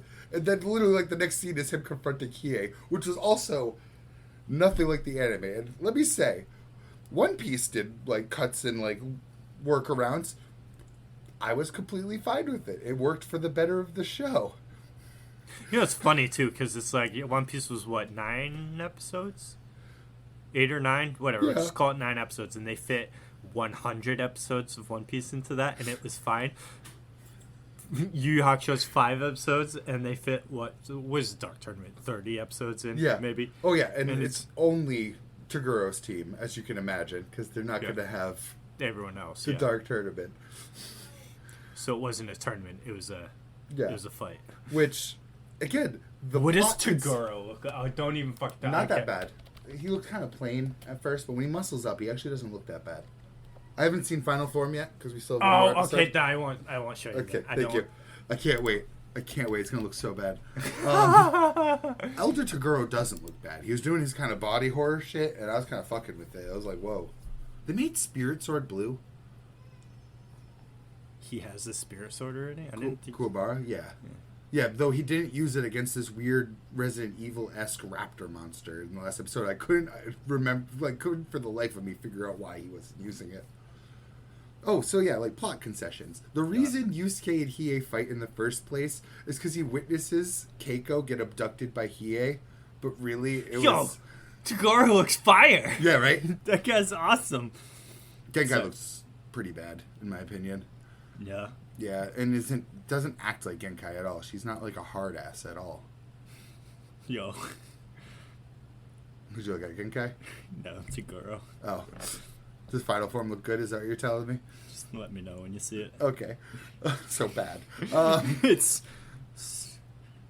But really, it was Elder Taguro disguised himself as Hiei and took Keiko in front of Yusuke to like frame Hiei for it. Yeah. This looks weird. Genkai looks weird. And you also don't get to see the young form of her at all. Or even see her fight. She just kind of dies. She trained Yusuke. She did train Yusuke and Kuwabara. They both just showed up on her doorstep at Koenma's ask, and she was like, okay, I'll train you. Didn't you say he's at least wearing his... He's got the fucking pacifier in his mouth? He does, but he's just the full ass adult form. Does he And he has talk a- with it in, or does he Yes, it moves around like it should. That part's okay. Also, for like just stupid writing, he has a mirror that can like see anywhere he wants to, and he like talks to Yusuke through it. I feel like beyond the first time he talked to Yusuke through it, it's like it doesn't exist. He has no way to communicate with anybody or any insight at all. He's just, so just bad all around. It's just really bad. It's again, the plot concessions are killing me because Yusuke has no reason to fight Hiei, because he is just framed for taking Keiko. So he's like, let me fight Hiei, and he is just like, what are you talking about, a girl? And Kurama's like, stop! You've been had! And the fight just stops. Kurama just turns on Yoko form. Turns it on. Yep. Like, he's fighting Karasu, and Karasu's like, oh, you're in that pathetic human form. It's like, oh, I didn't want to ever take this form again. And he just turns into the white fox form. Motherfucker! He had to be reverted in time past being a baby in the anime to get that form. That form was someone else's fuck-up trying to revert him into death. I forgot about And that. he just unlocks it in this live action for no reason. It's so bad. It's just so bad. And, like, you saw some of the first episode. Did you see the Makai insect infect the dude? It goes into his ear. Oh, yeah. That's the only time the Makai insects are anywhere. Because they skip over the Sora arc entirely. The Dark Tower doesn't happen. this Rando doesn't all right, happen. first off, just a quick side in here. Did you look up the plot relevance, or are you just that good at remembering the plot points of Yu Yu Hakusho? Because it's been a No, long... I fucking love Yu Yu Hakusho. Okay, I've 'cause it's been- rewatched it in the past 5 years, too. Okay, because it's been a long time since I've seen it, and I don't remember. No, most these are of the stuff. holy tablets for me. These are... the Ten Commandments. Yes, these are the 10 Commandments. They skipped over the whole Dark Tower. Why put the Makai insects here at all? Suck my dick. The guy controlling them isn't in the anime. They skip over Rando, obviously, because like I said, they just show up on Genkai's doorstep, and she's like, I guess I'll train you and give you my master technique. So no Rando. Him getting hit by the car was weird. I liked that, actually. I mean, it looked kind of weird, but it was... I'm just saying that fucking like, brutal, It was bro. so quick. He jumps in, hits the girl, but then like gets hit, but then gets sent like flying. And rolled over, too. He got Yeah. all them tired. I was like, Jesus. That was the only time I think I was happy with it. Fuck it. I don't know, man. Live actions. You know what the Yukina problem looks is? awful. Awful. Look up Yukina. Hiei's sister. It's the contacts. It's absolutely the contacts. Oh. Let's see. Her? Yeah. Can't really see the... She has contacts that literally match her hair. And it is like so Off-putting. jarring. Yeah. Look, she doesn't even have blue eyes in the anime. Why? Why did you do this to me? She has This is brown Hiei's eyes. sister. Yeah. She cries diamonds. Oh. I mean, I'm makes a lot of sense why people would want. I mean, literally though, it shows old school fucking artwork. Because I was like, why does this girl just like think that it's her? Yeah. I'm pretty sure in that picture that is Botan. Not Yukina. By the way, that's what Botan looks like. Oh, okay. I don't know. It's just. I'm pretty sure most of those have been Botan. Now that I think about it. Is it her then, or is this Botan? I think that's Botan.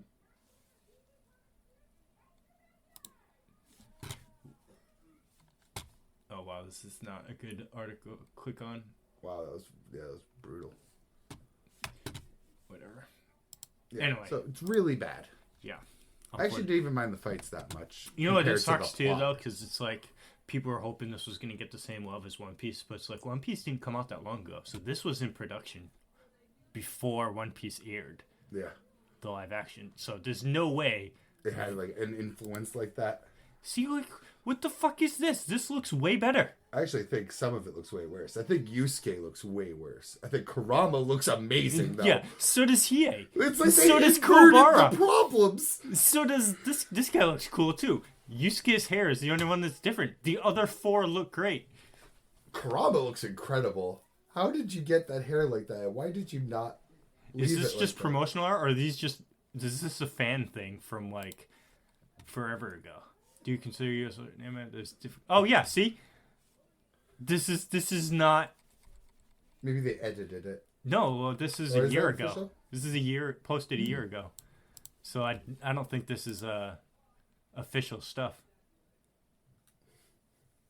Yeah, because see, everyone's like... Yeah, Kurama looks so good in that picture, though. He does. Oh. Like I said, like, well, last time we were talking Why about is it live 5 action. episodes? Who thought they could cover all that ground? Why don't they just hire cosplay artists to do their wardrobe? Because, I mean, people do... I mean, you've been to conventions. You see people online, pictures of people from conventions. People nail it. Oh, yeah. And if they can do it in their house, like, why can't people do that on a production when, like... You know what I mean? Like, when they're, like... Have this huge time frame to do things, like, pre-production type deal. Maybe they just don't. I also just don't know what the goal was. If they're trying to cover that much of the anime, like, you don't expect another season, right? What are you going to do? The Chapter Black arc? Just the Chapter Black arc? Yeah, and then end it there and just, like, let's 'cause not do the last arc. No, not with those visuals. Not with that. I hate the final arc. I also hate the final arc. I'd prefer if it didn't exist. Even beyond the really bad ending of it, too. Like, just the whole arc into the garbage bin. That's also when they're like, oh, Yusuke's a demon. Yep. I didn't like any of that. No. I was like, there is no setup for this anywhere in the entire show. Why is this a thing now? Like, Kuwabara can't even come because it's in the demon worlds. Like, I don't know. just should have ended with Chapter Black. Yeah. Or just had a better final arc. Yeah. Yeah. I give it a 1 out of 5. It has good things to it, but it has too much bad for it to be any higher than that. Yeah. I had it. When a Genkai died before he even fought I just like, oh, fuck this show, man. Fuck this show. So, like, what is the tie-in with Toguro? Oh, because Elder Toguro kidnapped kidnapped Keiko disguised as Hiei to, like, lure Yusuke there. Why? To bet on him fighting. Which does happen in the anime, the first time they go to fight Toguro, but it's not because they led Yusuke there. They see Yusuke in the woods fighting off demons, like, with his crew, and they're like, these dudes are going to be coming. I got my elite security force who wants to start placing some bets. It wasn't, ooh ha ha ha ha, this super strong human, I'll lead him here, ooh, so I can open a portal to the demon world. Because that's something the rich guy wants to do. I don't even remember if he wanted to do that in the anime, to be honest. I feel like he didn't. He's the rich guy that's like the money man behind Toguro's team in the Dark Tournament arc. And he's also there for the Elder Toguro fight with Yusuke and Kuwabara. Right. But I don't remember if he ever had a goal like that. I really feel like he didn't. Because then it's the Chapter Black arc guy that wants to open a hole to the demon world. Who's a completely different guy. So, yeah, just butchering the story. Completely. Bad. Butchering, that means they're butchering stuff even beyond what they want to cover. Let's preemptively butcher the next arc we could do. Yeah. I don't know. It's just, live actions just don't work. It's generally not a good idea. No.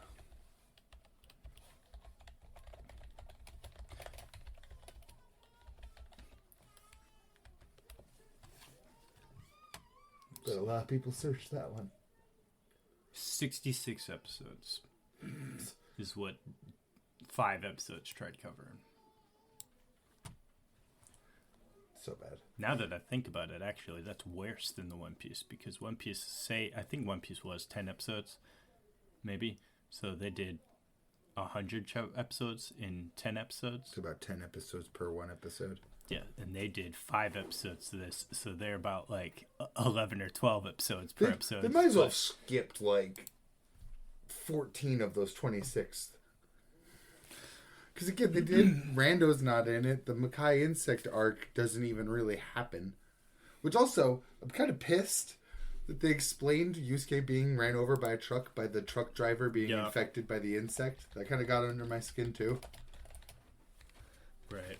I don't know. It's just fucking people are. I don't know, man. It's just why just enough with the live actions, man. Some of them like anime. Like, how do you fuck up Cowboy Bebop too? Like, how do you do that? That was tailor made for like live action. And then it's like even I mean, I haven't seen it. People say it's not terrible, but it's also not good. The Scarlett Johansson one, the Ghost in the Shell. Ghost in the Shell. I didn't hate it, but I've never seen the original Ghost in the Shell movie it was adapting. So that could play a lot into it. Because from what I've heard from the anime community, they did a very, very one-to-one retelling of that movie. I mean, that's... I mean, actually, you know, here's another one I enjoyed, but I didn't see the original source material. I liked Alita Battle Angel. Oh yeah, that makes sense. I haven't seen it actually. I liked that, and it's weird because people were saying it. I think that the anime eyes worked well in that. Like her eyes. It's weird, but it's not the kind of weird where it hits that uncanny valley for me. Yeah, it's weird because it's not supposed to be natural because she's a fucking robot. But it doesn't hit you with that like gut weird feeling. Oh, let's see if. Let's just try getting rid of it. Yeah, I'm surprised. Yeah, see, so like they're not even, her eyes aren't even that big. They're just bigger than a normal person's. I don't know, that middle shot. I don't know if they expanded the eyes in that picture. This one here? That one's a little, those are a little huge. Yeah. But every other shot in this page looks completely fine. It's just, so here's one straight out. A little uncanny valley. A little bit. Yeah, but I mean, it's supposed to, and I don't know. It doesn't look bad though. It's the side by side of the manga, and I don't know how well it adapted the. It was well liked though. And that's what matters. Yeah, I don't know how well it adapts the source material, but it's the main job of any adaptation should be to be entertaining. Yes, and I enjoyed it a lot personally. One Piece one still is the best just because the original creator was in it and Oda's just Oda, you know what I mean? So Toei was behind it and they do whatever Oda tells them to do. So if he didn't like something, he'd be like, well, we're not doing that. And it worked out for him. And it was also probably what helps is the fact that it was like the most expensive show ever made. Yeah, that definitely helped. The sets. The budget that went into that show, I think some of the episodes had more fun in than some of the episodes of Game of Thrones. Yeah, that'd be fair. Again, you got to build those fucking boats. Yeah. So. Just to destroy some of those boats. Yeah, right. Exactly. But, I mean, I haven't. It's weird. I should have without much. Like, this, I'm sure that there'll be more live actions of anime in the future. Because, like, the way I'm thinking about it is anime is the next thing that Hollywood's going to have to try.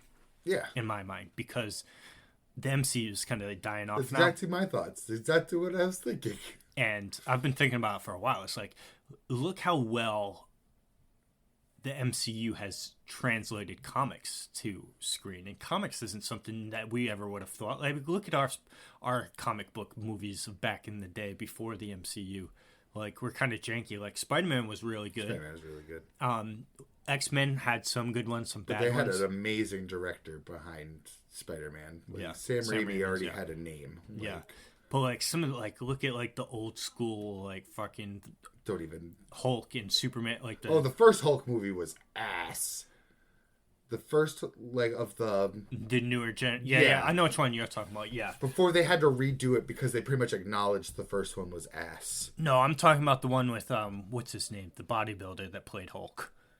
Oh, The is that TV show. Oh man, was that Schwarzenegger? No, it wasn't. I really thought it was. No, it's not. It's something with an H, I think. I'm gonna say Mark Ruffalo. I'm gonna cry. It's not. Mark Ruffalo is the dude I know. that plays. I'm putting Hulk, who played Hulk though. Oh, is it? Yeah. Lou Ferrigno. Lou Ferrigno. That's what it is. Yep. Thank God they gave me multiple answers. And then like old school Thor. There was a Thor TV show. Oh it was God. Terrible looking. And then like the original Fantastic Fours, all Fantastic Every Fours. single adaptation of the Fantastic Four is ass. Give me a Doctor Doom movie. But it's like, okay, so give some kind of anime adaptations the same love that the MCU movies have gotten. The older MCU movies, because the new ones are just fucking... They just figured out a formula and just pumping... They're just fucking...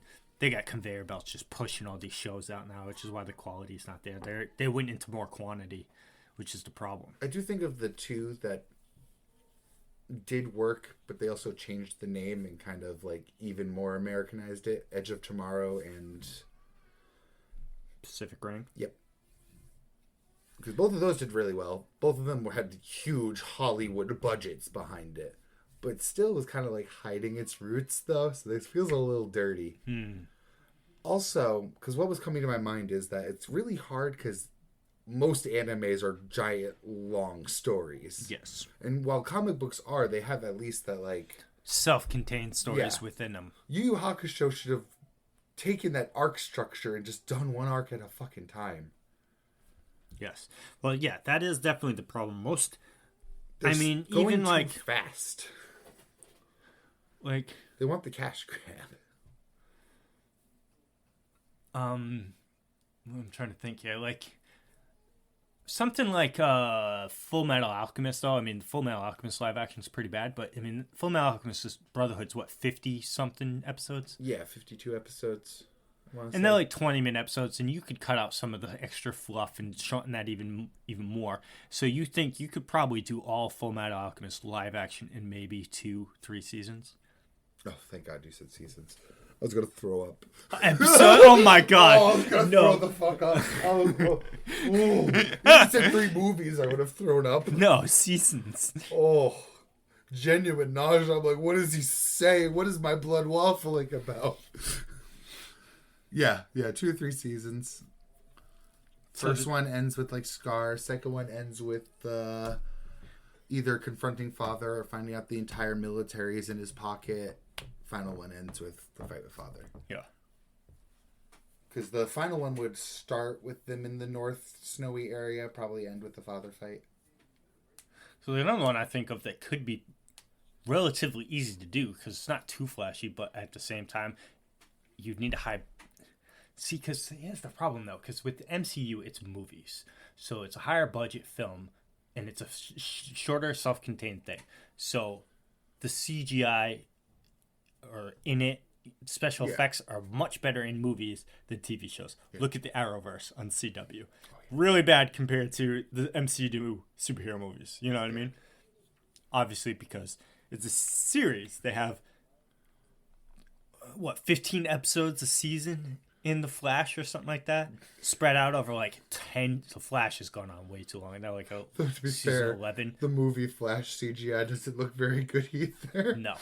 But... The Flash is a special case. It's hard to make speedsters look good on film. It is. Quicksilver's the only time it's been done. Even that's then, a little silly. Well, the Quicksilver in X-Men was really good. That's the one I was thinking of. I wasn't meant thinking of MCU. Yeah, no. Yeah, that guy was super fast to get people out of the way, but still got hit with all of the bullets. It made no sense. Future Past? Yes. I didn't see it, but I was pretty certain. Because when I heard time hopping story, I'm like, I'm not doing that to myself. Goodbye. Is it good? It's so good. Damn. I love all of the I think it's this 3 X-Men movies. First Class continuity? Yes. Yeah. So I loved First Class. Good, dude. All of them are fire. We saw First Class together, I'm pretty sure. Probably. Pretty sure. Fuck, what's his name? Plays Magneto. Oh, I don't know his name, but God, is he hot. My lord, the thirst trap that man is. I think the only one... I mean... Jeremy Renner? No, that's No. Hawkeye, isn't That's it? Hawkeye, Fuck. yeah. He's also hot. Because he's been everywhere since First Class, too. First Class was the first time I saw him. Michael Fassbender. Yes. First Class is the first time I saw him, and I feel like he's been everywhere since. He's been in a lot of stuff. Prometheus, Alien Covenant, X-Men, Inglourious Bastards. Oh, you mean my favorite movie? Yeah, he's the dude in the...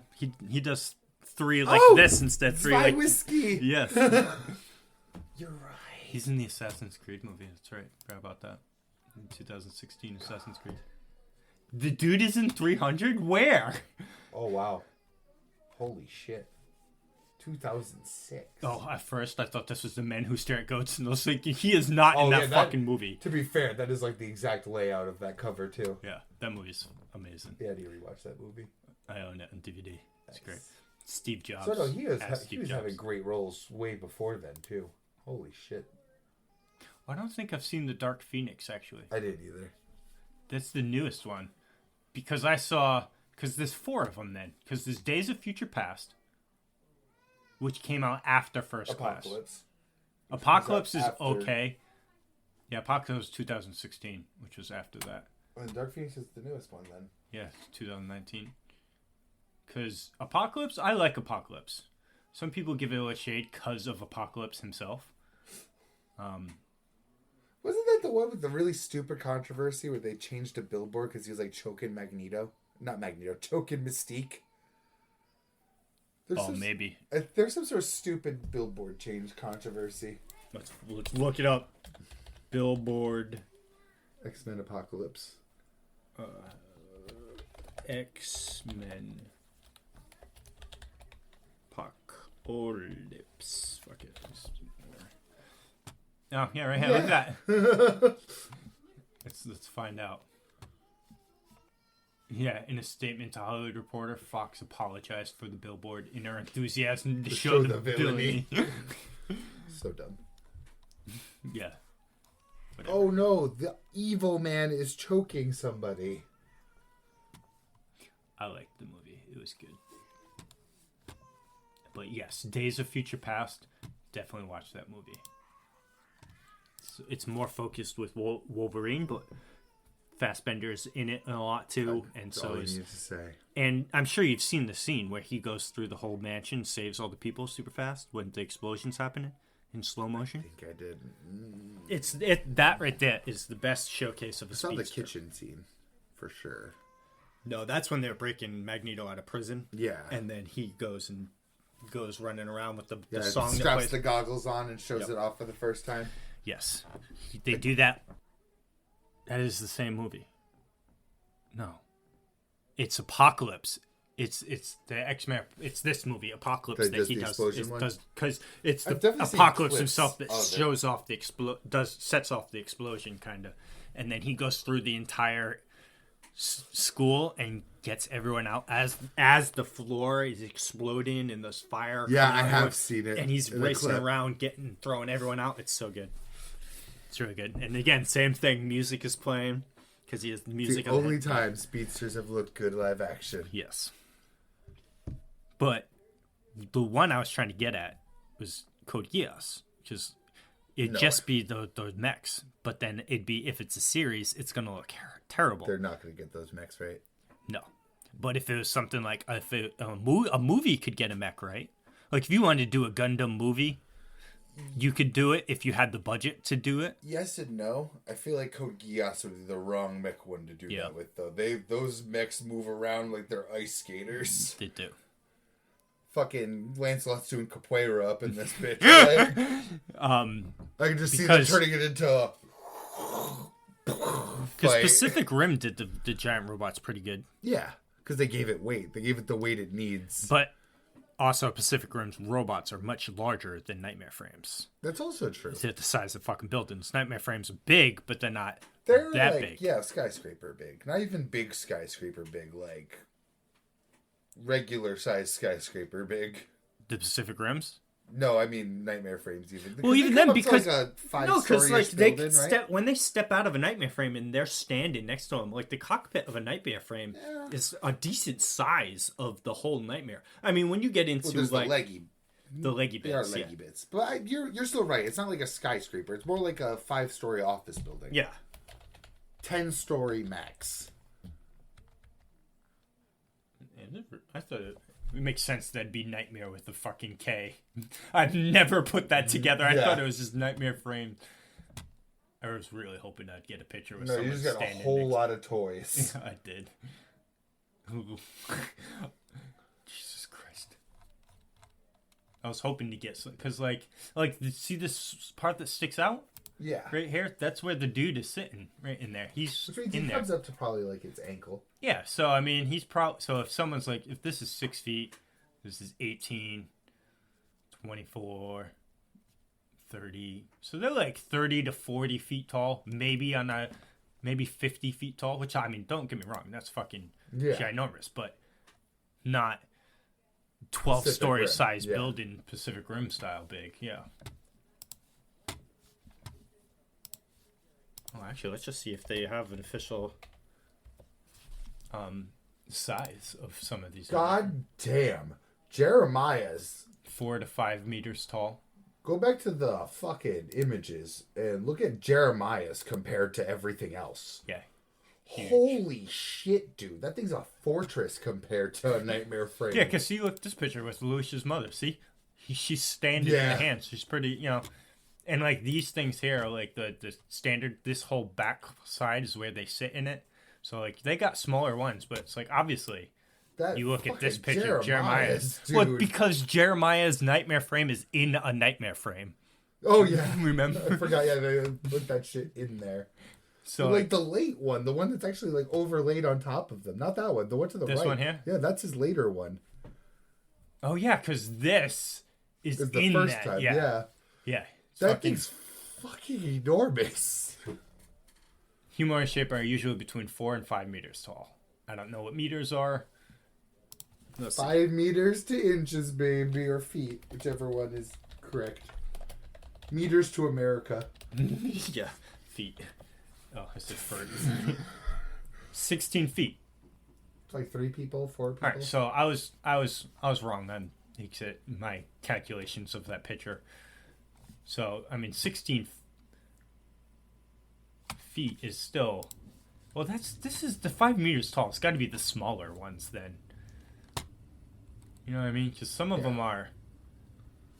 I want to say like Gawain is bigger. Mech talk is.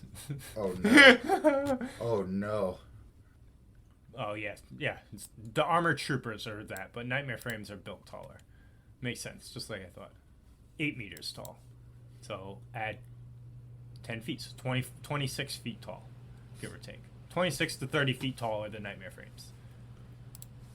Then you get into other mechs. It's like the largest mech that I know of. Throwing fucking universes as frisbees at each other. I have a live action movie idea. For anime? Yep. Baccano. Yeah, because there's nothing over the top in it. Pretty short too. It's 12 episodes? Yeah, I want to say about 12. Yeah, you could fit that. You could condense that into a movie. You cut out. Put it in chronological order, or if they really want to keep Tarantinoing it, they can. But you'd be able to fit it shorter if you did arrange it chronologically.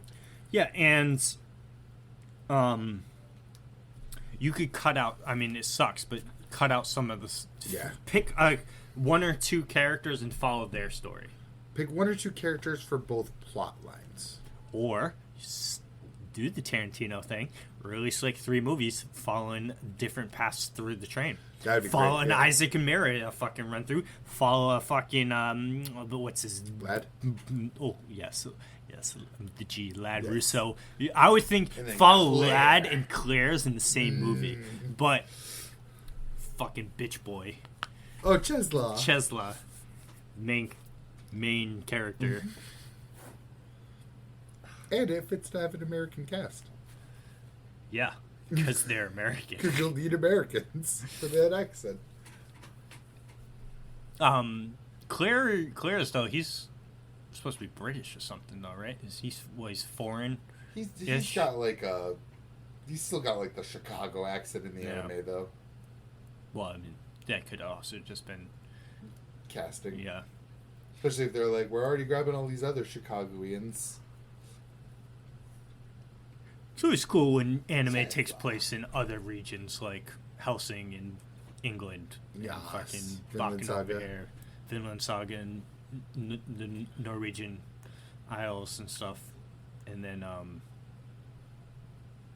God, I wish you read the new Shoujo no. Oh my god. the off-screen Utah in Africa. I was gonna make a joke that in Shoujo no in fucking America because of how cartoonishly evil these fucking cops are. It's so dumb. Is it? Yeah, we got It's more of that dumbness. Yeah, you got backstory for how the detective guy got recruited by the crazy guy. Oh, He was a drug dealer before, and the crazy guy goes up, he's like, you can do all that shit you want and be a cop, and you just get away with it when you're a cop. I'm like, God. Well, now we know who deals him coke. I'm like, is this like a Japanese American that went back to Japan to make his manga? Like... Or is it just somebody that sees America on the news and thinks that's just how everything really is? Because it really feels like a critique of America more than anything, especially the crazy guy. It's like the stereotypical, like, Twitter police.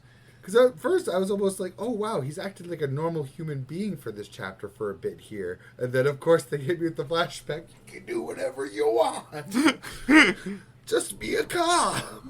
Be a corrupt police officer. It's great, man. Still sell drugs, do drugs, you'll be safer as a cop. You'll be above the law. Ugh. Wildness.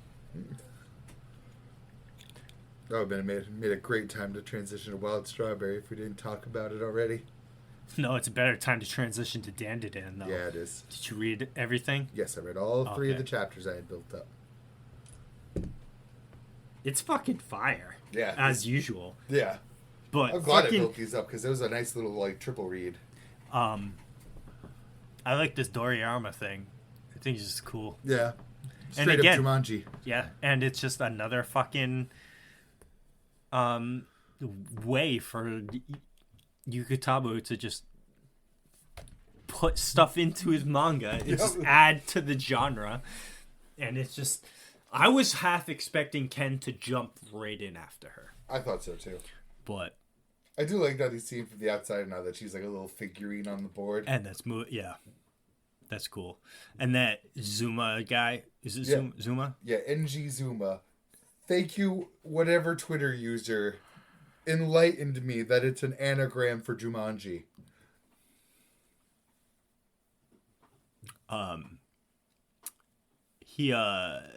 His figurine isn't seen anymore, so he's either hiding underground somewhere, or Or in a he's building. or in a building or something, or he's in some trouble. And, Or both. Or both. He could be injured and held up somewhere. I did find it interesting. Like, we went into this arc thinking he'd be like this big antagonist, but it almost sounds like they're trying to like He set him seems up like- as the damsel now. Well, also he from everyone that keeps talking to him, he helped. The coolest dude he's ever.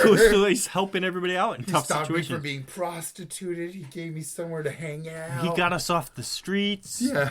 All these people growing up with this, Almost that, and the other. messianic. Also, Jermaine gave him the ball. There's no way not. Yeah, like, come on. Oh, we didn't see the dude. Ah, yeah, I see you, though. I see you, Jermaine. Just give Ken his balls back, please. Right. This poor man. He's in possession of one of them, right? One of them is home safe, I'm pretty sure. it is.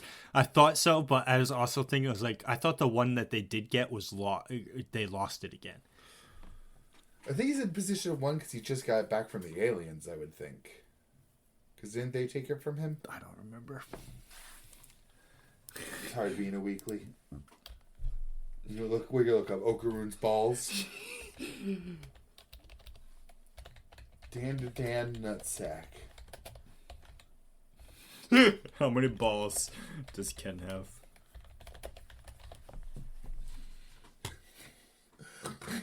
Someone do a timeline of Okron's balls. Through today's chapter, post-invasion, they discussed now having to find his second ball. Did he not already get one back? And the Valhalla ball was the second one? No, Valhalla brought her own ball. Yes. Valma's suit had an activation device that glowed like a glowing ball, but wasn't actually one of his. Okron's ball that he got back was stolen by the xenomorph aliens when they ambushed him. It's the same ball he just got back first. After defeating Turbo Granny, he lost his balls. Akira found one of the balls. Ira found one of the balls. Lost one of the balls again to the Globalist. Takes them from the ball again. Valma doesn't have his balls. This was some of the energy made from sacrifice by Globalist Sumerians. Yeah, I never put this together, but you would just read some of the Dandadan villains, and you would... Globalist Sumerian. What did Yukimoto do? Watch an episode of Alex Jones. These are my bad guys. Lizard people. Fucking... The lizard globalists. The aliens Don't coming let down... Alex Jones read Dandadan, that's for sure. Oh, Jesus Christ.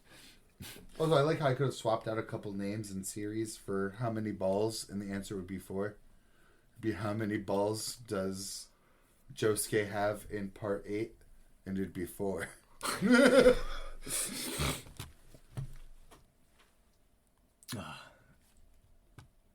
This is okay. So now we know. Fire arc though, already fire setup. The one time I'm excited for Isekai. But it's really not Isekai. It's another world. But they didn't get reincarnated because it's what Isekai is. Isekai is just another world. Inuyasha's an Isekai. Kirito wasn't reincarnated into the MMO. True. That means Alice in Wonderland's an Isekai. Oh, it absolutely is. It sure is. Which means the boy in the heron's also an Isekai. Well, Isekai, I don't know what the E means, but Sekai is just world. Yeah, it's another world.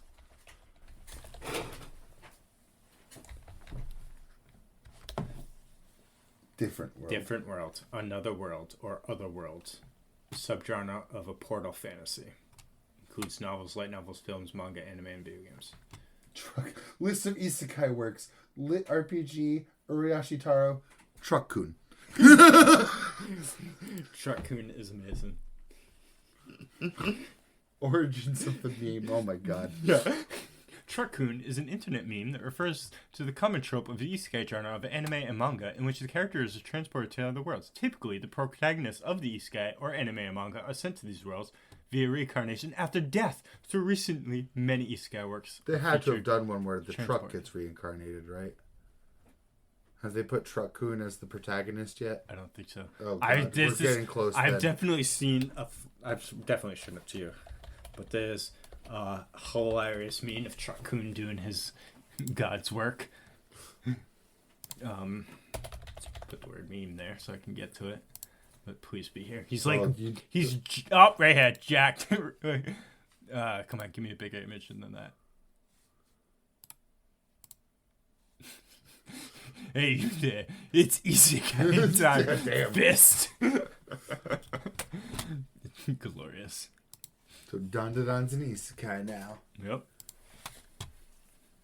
What's your favorite Isekai? Dandadan.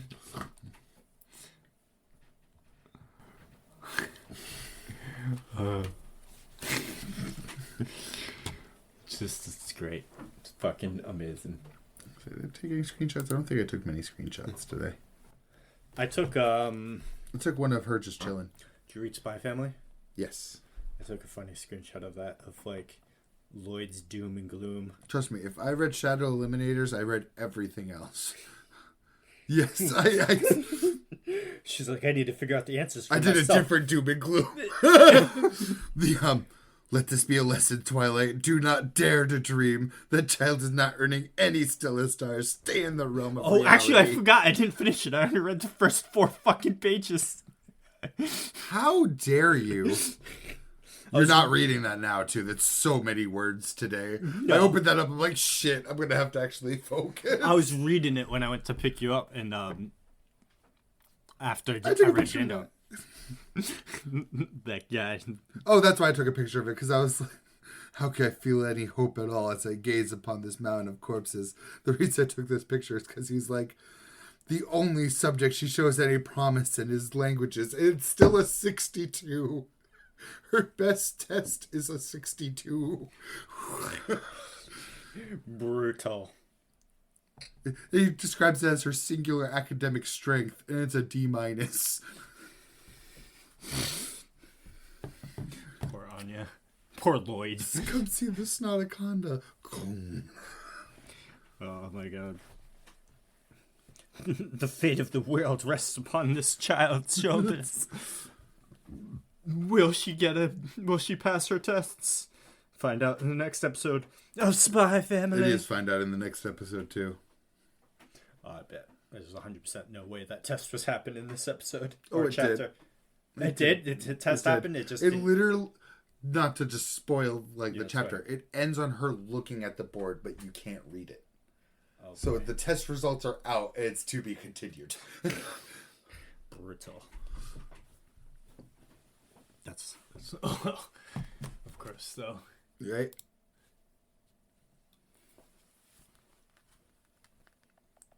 I think that was it, though, right? There's No, we got more. Wait, there's more. Shadow Eliminators. No, but remember, I didn't read it. Oh, because good. Let's not talk about it then. Okay. Because, well, you could talk about chapter 3 that you finally finished with the Can I even differentiate them in my brain? the drama kid. That was chapter 2. Was it? With the one where I put it down, the same yes. point. Okay. Yeah. It was a chapter. Not liking it. I'm not. I'm really not. It's okay. I'm not liking shoujo, no. It's okay. Ugh. I'm not liking the world building / power system stuff. It's just... I don't like the disciplinary community, the disciplinary group of the high school thing is like with the main character, because I normally hate like any anime that takes place in a high school. The disciplinary group in the school are always they're always dickbags. Yeah. And I'm always like, righteous I don't know how Japanese school structures are set up, but that would never work in a U.S. school system. Oh, no, you're going to get fucking stabbed, son. Like, you would not have that Even kind at of prep level school, of you'll authority. get beat up, like... Yeah, there's no way. Like, they have more authority than... Like, student council presidents in Japanese anime have more power than the fucking principal of the school. And it's like... I think there's only 1 year I ever knew my student council president, and it's only because I did choir with them. That was the only time I knew my student council president. I never did any of them. And I'm like, okay. Yeah. It's just so non-existent. They, like, organized some events, maybe? I don't even know if they did that. I don't even know if our schools really even had that many events. They didn't. They That didn't. I know of, anyway. Yeah. Or Just the care to regular know about. dances, really. Yeah. Whatever. Sports. Things that I didn't get involved with. Yeah, it wasn't even the last thing I read, too. I actually read it, like, before Dandadan. So I was like, gotta read this. I've been making him wait. Getting it out of the way. And it was like paste. It was like eating paste. Well, you don't need to force yourself to read it if you don't need. No, I'll keep reading it. It's just... Paste. Sorry, yeah. I'm just like looking at like chapter 4 again. I'm just like, ugh. Let me know next time. Make sure you read 3 or 4 next time. Well, I read 3. I just haven't read the newest chapter. I haven't read chapter 4. Oh, so 3 is the one where he has the little house box. Yes. Yeah. And then next time there's going to be another magic tool. And then I bet the chapter after that, which isn't even out yet, we're going to get another magic tool. What we need to do, it's a little... Once again, ran out of time. But we need to talk about Sakamoto Days. Yes, which we do have time for. Squeeze it in there. Squeeze it in there. Because, get on some of these like longer format anime mangas that we can talk like multiple chapters on and Plus, like I just want to read more Sakamoto Days. yeah, man. and then like because eventually we'd catch up, especially if we're reading like 5-7 chapters a week Yeah, I was or thinking whatever. like it doesn't even have to be like a week, but I was thinking we take it one volume at a time because now I set it up so that when we ended 25, that was the end of a volume. I think it was volume 3 or 4. I don't know which right now, but I was planning on just being like the next goal, the next volume's worth. Because they're usually set up to like be contained, stories, yeah, or at least end on a really nice cliffhanger if it's like a cliffhanger at the end. Right. So I figured that'd be a good way to do it. Yeah, works for me. Hell yeah. Because I mean, It's easier than talking about a single chapter sometimes. yeah, because like we could cover like today's Kagura Bachi. We spent like 2 minutes talking about it. Yeah. To be fair, it's not the most like thinky one. Yeah. But I mean, like JJK, like every time we talk about JJK or Chainsaw Man, because it has such a foundation already built upon it, we already have the questions in our head, we and just like formulate theories and they have stuff. symbolism. Like today with Sukuna being a real life figure, like Some good stuff. These it's funny because I think Sakamoto would be one of the easiest ones to cover a chapter at a time because just like Spy X Family, it's just fucking hilarious. It's really easy to talk about things that are funny. yeah.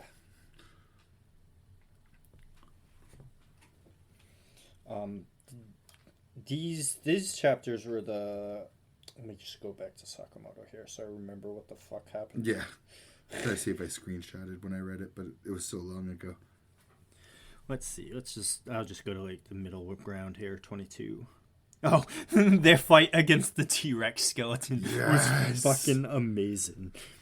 Yeah, so they're going through the labs of Where Shin came from. where Shin came out of, and how did he get his psychic powers from this place? Yes. Okay.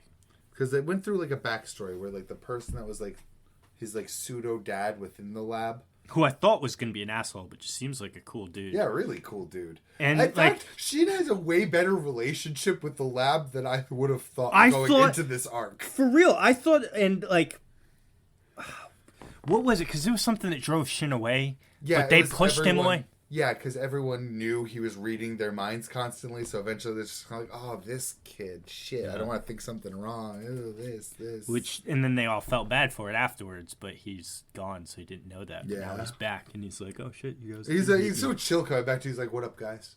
Hands in the pockets and everything. Yo, what up? Sup, lab. But yeah, it was something his dad was trying to dad in big quotes was trying to unlock like the human mind, and Shin accidentally drank it thinking it was like water in the middle of the night and unlocked his psychic abilities. Yeah. That fight though in the lab also slapped. Deer head dude just getting gas anytime he's on page. Don't lie to where's Mr. that? Deer. So Like, fucking cool. Its artwork is just like Jesus. But yeah, this guy, the dude that like injects like needles that like made him stronger, or and also like fucked up like your I think it was the electrical impulses your brain sends to your body. yeah. So every time Sakamoto went to attack him, he attacked Shin instead. Yeah. And then, but they did beat him, which Yeah, is I remember what the answer was because I thought it was so clever. Is that because they like couldn't he couldn't punch like the dude. What he did was he just thought about punching in general and punched at both him and Shin. But because Shin could read Sakamoto's mind, he could dodge all of it, while the other dude couldn't. yes, it was dope. And I was not expecting one of these guys to actually put up a good fight. So when we got basically a 2.5 chapter fight with just some random, like, seemingly throwaway dude, I was like, Also, I this believe is pretty cool. I don't remember what chapter it is, but I believe Order has entered the building now. The people that Sakamoto used to run with. Let's see if I can find that. Because I see pictures of these characters all the time, but I don't really know jack shit about them. Right. It doesn't also help that we read 5 chapters every, like, 6 weeks. Yeah. So I knew they're part of Order. I've also think they've shown a picture of them before. Hey, there's the panel of him beating ass. Mm-hmm. It hurt so good. I remember this is the one page we talked about to each other off the podcast was him getting stabbed in Sakamoto's mind. You check 23 next. I'm like certain that Order entered the building because I think he even showed a chart of where everyone is in the facility. Oh yeah, I forgot the dad figure dude's alive. He's in the prison with Lou. Like in the cages. Yes. Maybe it was earlier in the read. Yeah, this whole chapter is the Shin flashback that I'm going through. Who's like Nobunaga from fucking Hunter x Hunter. He does look almost. I was like, when I first seen him, I was like, Nobunaga. What are you doing here? So wait, it can't be the dinosaur chapter that they entered. Yeah, because you're saying that, and I was trying to look through too, and I like at least in the newest chapter, there's nothing there. So they look so good in the dino hats. Good to say. Yeah. Like Sakamoto looks like that cool bruiser. Shin's got the cool dark eye going on.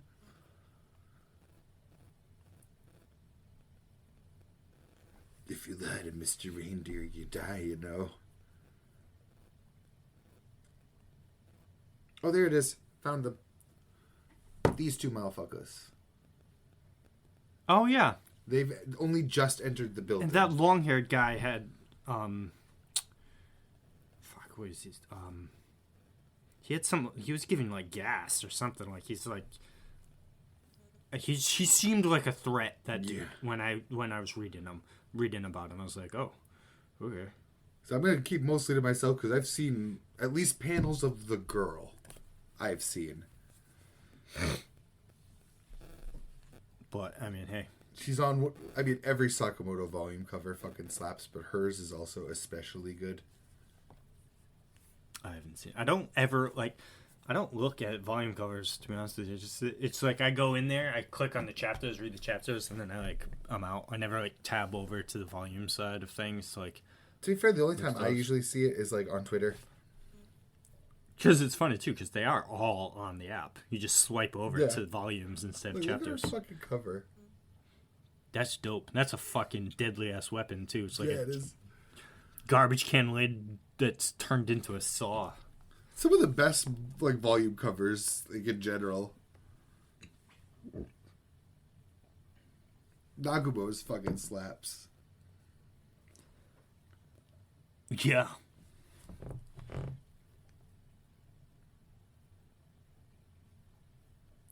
Yay. I can finally read more Sakamoto.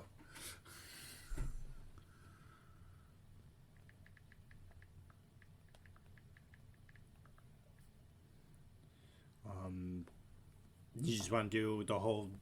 What is one whole? Checking right now. Yeah, so because I wouldn't know. Because I don't know what volume we ended on either. So.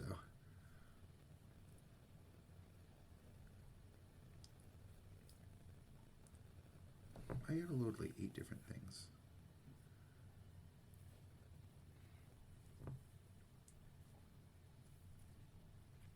I don't want pages. I want chapters, motherfuckers.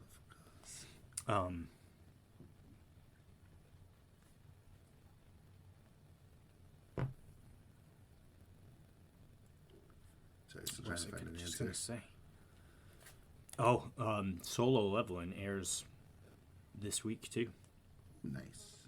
It was, I think, Sunday? January 6th. Whatever day January 6th is, Solo Leveling's coming out. So I'm excited for that. Time for you to find out if they do it, pull it off or not. You know, we were talking the other day and about how people that I was seeing on Facebook, a lot of people been doing like who would win in this kind of fight, and it's always just one-sided. It's like Natsu versus Tanjiro. What the hell is that?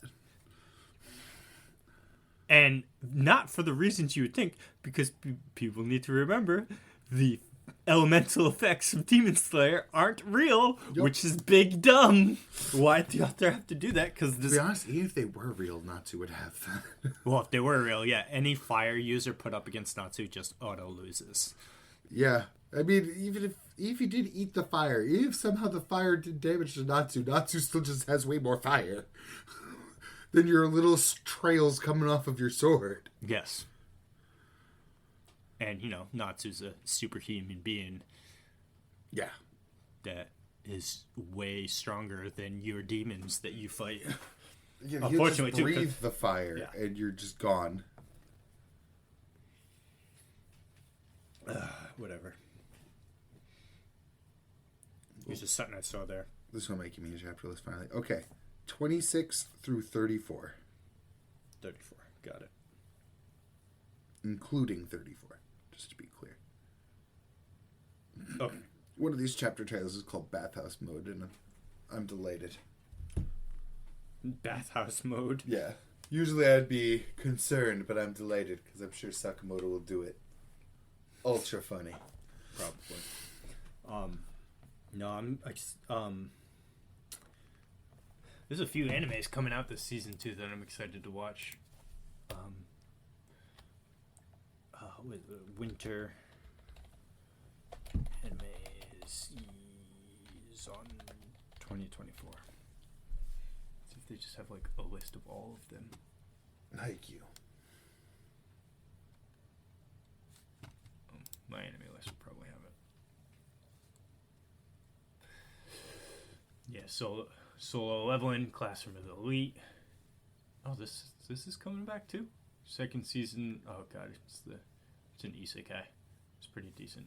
Mashu, don't care about that. I don't know what this is. This is The Troubles in My Heart season 2. I hear it's actually pretty good. I haven't watched it. There's a new. I think they're trying to go back to the manga canon of Blue Exorcist. Are they like starting over from scratch or starting like? Well, it's the third season of Blue Exorcist, so I don't know. I think they're pulling a re. Oh Jesus! Now that I'm actually looking at this list, there's less stuff on here than I thought, so it's really just the 3. Well, Free Run, I'm pretty sure. I was about to say, for me, like, 1, and if I check out solo leveling. You definitely should. It's great. But you should wait until I watch it to tell you if it's good. Because I would definitely recommend you watch the...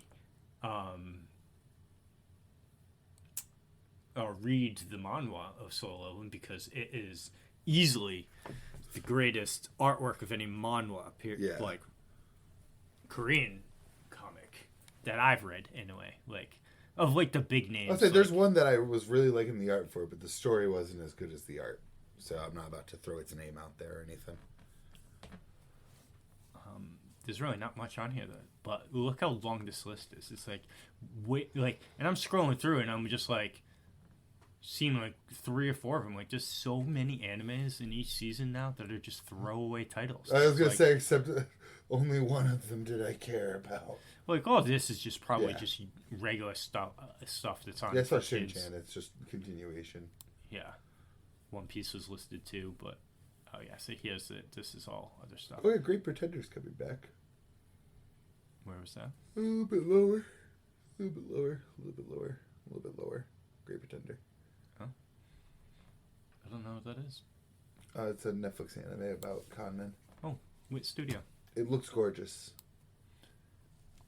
I see the same gif of the dude dancing in the intro to Lights by Ellie Goulding.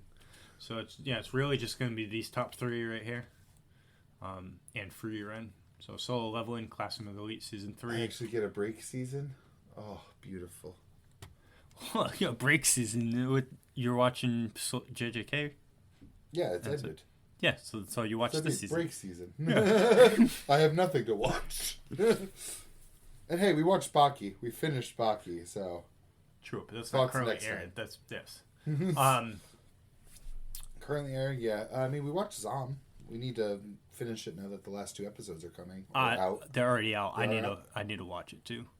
So a little credit there. Did you watch? We only stopped on because the episodes stopped coming. So we're like, why are we gonna stay up to date? Did you watch Burn the Witch back in the day when it came out? The Bleach spinoff? Because I guess another episode or 2 episodes of that came out. Looked good though. Yeah, it was alright. I didn't watch all 3 episodes. There was 3 episodes that came out years ago. I watched the first 2. And I just never got around to watching the 3rd episode. But that's out. And oh yeah, we're gonna finish Golden Kamuy because they finally also came back not too long ago and finished out their season finally. I would see. I don't know if your partner would like. I don't know though, because sometimes it's difficult for me to distinguish whether your partner would enjoy a recommendation I would have or not, because I feel like his interests vary a lot, which is a good thing, you know what I mean? So he dips his pool. So like he'll dip his toe in this one. So like he'll like say, I don't know, JJK, right? But something of the same genre, he would just be like, no, I have no interest in that one, which is fine. I mean, I'm the same way. So I don't know if he would like free run or not, but I would. I also don't know if he would or not. I don't know if I would or not. Yeah, I think it's just so good, man. It's the best anime airing this season. It's even. I mean, I looked forward to it more than JJK. Because JJK is just. Well, he's also already read JJK too. Yeah. How much of it? No, I said JJK. You've already read JJK. I thought you said he's read it. No.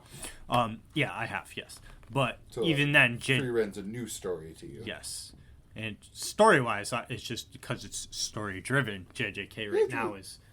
I like Vinland Saga a lot too. Yeah. Well, it's very similar to Vinland Saga in that sense too, in the sense that it's much more character and journey-driven than it is. I mean, there's few fights in Free Ren. That's not what it's about. You know what I mean? It's just about Free Ren's journey and just her journey to discover herself after the death of the hero, which is the first episode. It's basically, you know what I mean?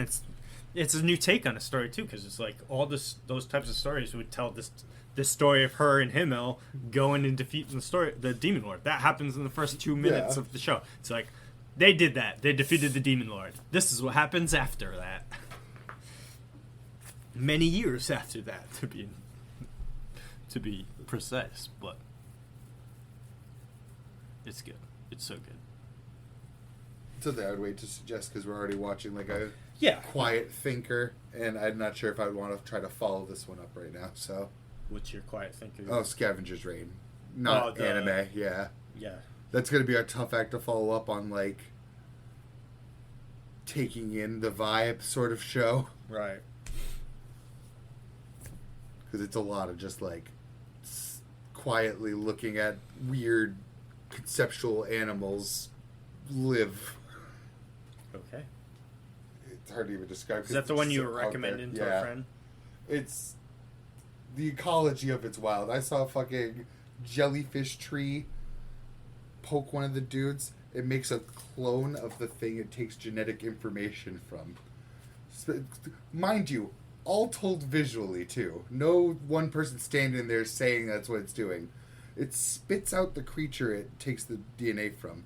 The creature seeks out the thing it clones, buries it, and takes its place in the herd, and then one day just bursts, decomposes everything it touches, and then they grow into new jellyfish trees. Well then. That was just like 5 minutes of watching the show, isn't it? That's horrifying. It's absolutely terrifying. That's just like a 5 minutes with no dialogue of just watching this thing happen. And you know the dude that's one of the characters just got poked by that last episode. Oh no. Yeah, so it's like, oof. And that's like the whole show is like, that's like a bite-sized chunk of what like the show is like. Yeah, that's wild. You said it's on HBO Max? Yeah. Yeah, I don't have that. No thanks, that's expensive too. It is. Like $17 a month. It's so worth. This is also covered for the guy that's not paying about $17 a month though. But I do cover our Netflix, Hulu, and Disney, so And I could say Max. Especially Max when you're not caught up on everything yet. You know what I mean? Because it'll hit that point where it's like, oh, there's only like one good thing a season. I'll be canceling my Hulu now that I still have a few more to watch. No, that Bleach ended 2 seasons ago. Undead Unluck ended, so I'll cancel it for this anime season until next anime season when Bleach comes back. I'll probably be watching Undead Unluck before anything coming in the next season. It's pretty good. Yeah. I recommend it. I'm just getting more and more interested. I was like, you know what? I'll give it its shot. It's very unique on how it utilizes the powers they're given. I'm interested to see people that aren't Andy, because I know what you mean about, like, for, like, Andy at least. Yeah. I don't know anyone else in the anime, actually, besides Andy and Fuko. But it's pretty good. I was reading the manga, but I'm past where I was in the manga in the anime now. So I'll probably... I got, like... Because it's on Hulu, it's the only thing I watch on Hulu, so I would need to go directly to watch it. You know what I mean? I open up Crunchyroll and I watch like 4 or 5 things, and then I close it and go to video games or go about doing my other activities for the day or whatever. You know what I mean? So it's like Hulu's kind of just there on the side. So I just need to get in there, watch those episodes, and stop paying for it, because I'm not going to be using it for the next 3 months until Bleach comes back. So I used to use it all the time, but I've rewatched It's Always Sunny like 8 times now, so it's like I can't do it again. I also, though, I pay for like the cheapest model, so I do have ads on Hulu. Ew. So I was like, I'm watching one series, so I'm watching 1 episode a week. It was for Bleach. I was like, I'll watch ads. It's gonna suck. But I grew up with commercials. Yeah. I can do it. You know what I mean? Well, you don't have YouTube ads. I get YouTube ads. Oh, I don't. No, I got premium. But I'm already dealing with it on YouTube. I could deal with it somewhere else. Also, something I don't pay for. I want someone else's premium. I'm so jelly. That's like $20 a month. Yeah, it's fucking expensive. Yeah. But I think that's a good place to end. It's a good place to add another hour of content. Another hour. So, Baki. Right. Sorry, I'm cutting you some tofu. Oh. Is that how Baki cut tofu That's for how Yujiro cut tofu for Yujiro. Baki. Oh. Imaginary, but everyone could see it. Everyone in the crowd. Next time. Oh, Jesus I'm Christ. so excited now. We'll talk about it later. Take care, guys. It's been episode 44. Dukes of Weaved Up. Dukes of Weaved Up. Peace. Bye.